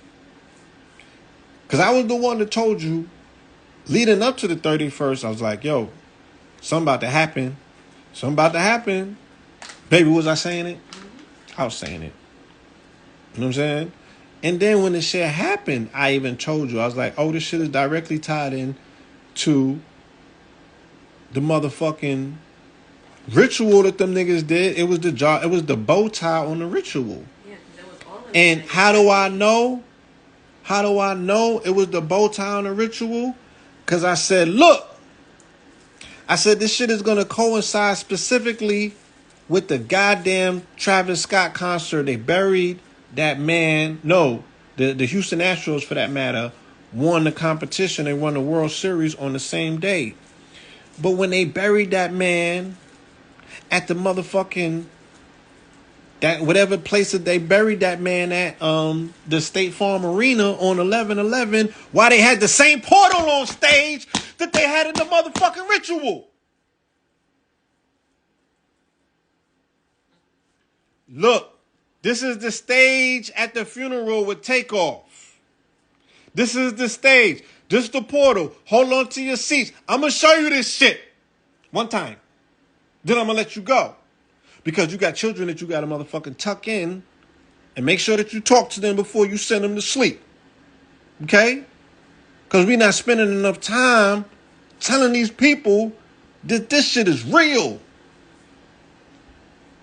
We're playing games with our babies. And they up here like sitting ducks because they participate in the culture and don't even know what they're dealing with. Man, this shit is on demon time for real. Right? And no disrespect to the demons, because I know some of y'all niggas, this is what you live for.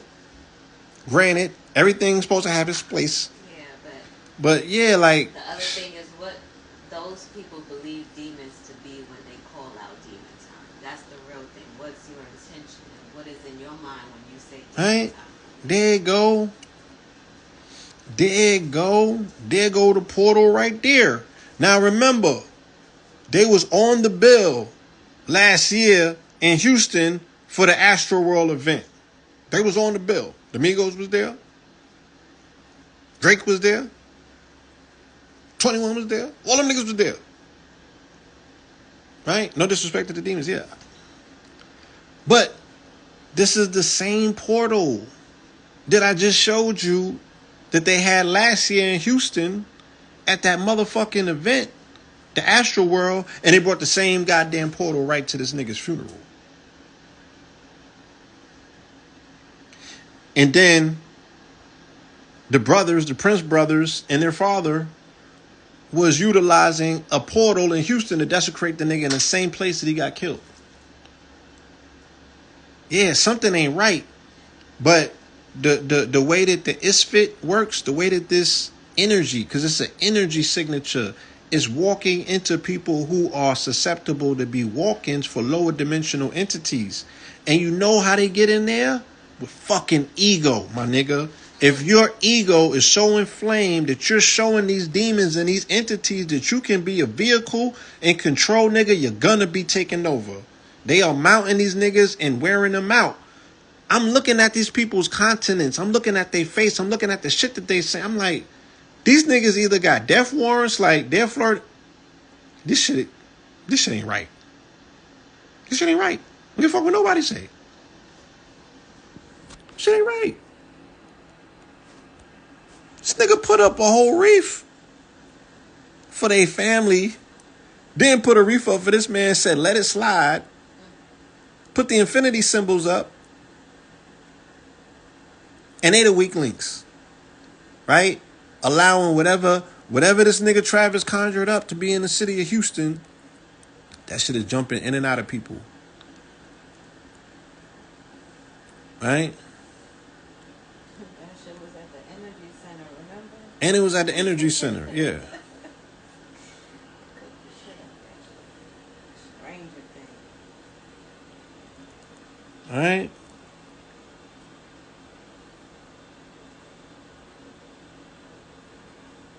Yeah. QC P's mother's up here talking that talk. I didn't even hear it. What did she say? You heard it. I was playing it yesterday. She was, you was in probably in here. She's like, these niggas is demonic. Like, she was like, yeah, they gonna say I'm crazy. You feel me? She's like, they pushed me out the circle.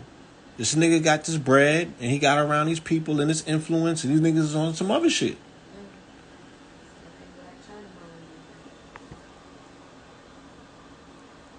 Oh, you could Google it. You ain't gotta send it. Yeah, mama. Yeah, so there's a lot. There's a lot, you know what I'm saying, that we can be looking at. You feel me? But I'm telling you, this shit ties into one another. I can see it with my eyes closed at this point. And motherfuckers, you could continue to be in denial. But this shit real. And I know it from my own personal life. I don't need to come on the motherfucking internet for confirmations. I know that they out here running amok. And they strong. They strong. Because they unified. And they got an agenda. They not out here lacking. They not out here bumping heads. They not out here Mandingo fighting to see who's going to be the top demon. Somebody say the other day. They're reinforcing a devilishment. I never saw two demons fight each other. Never seen two demons fighting. Or kill one another. Just like I never seen the Christian church running down on Satanists. Just like I never seen the Roman Catholics and the exorcists maybe, but in real life I never seen them niggas running down on Luciferians or Satanists. I never seen them disrupting the ceremony.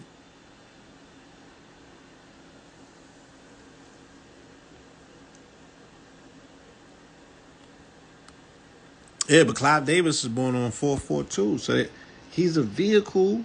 They weaponized their 44 resonators. Look at their 44 resonators versus our 44 resonators. Now, I keep giving these niggas uppercuts and black eyes, but goddamn. And then the rocket took off the same day that he transitioned. Right? SpaceX launched the USS FF-44 rocket. It was a secret mission for the military. They launched it the same day. And then the next day, the 4-year anniversary for the last rocket comes out. And then the Houston Astros win. Game 6 the same day, November 5th, the 1-year anniversary of Astro World. And in the year prior to that, they lost to Atlanta Braves, which prompted the celebration for Hank Aaron, number 44, the home run king. 755 fucking home runs. And our babies don't even know that. Our babies don't even know that it's a melanated man that's the home run king. Right? And he played in Atlanta and he had more death threats than any other person in the fucking planet. When he went up against Babe Ruth's home run record and broke it. He had more death threats than anybody living at that time. And you talking about the shit that what our ancestors went through for excellence, for greatness, we don't got no fucking excuses, y'all. Let's cut the bullshit. And telling people put some respect on your name. But respect is earned and it's not given.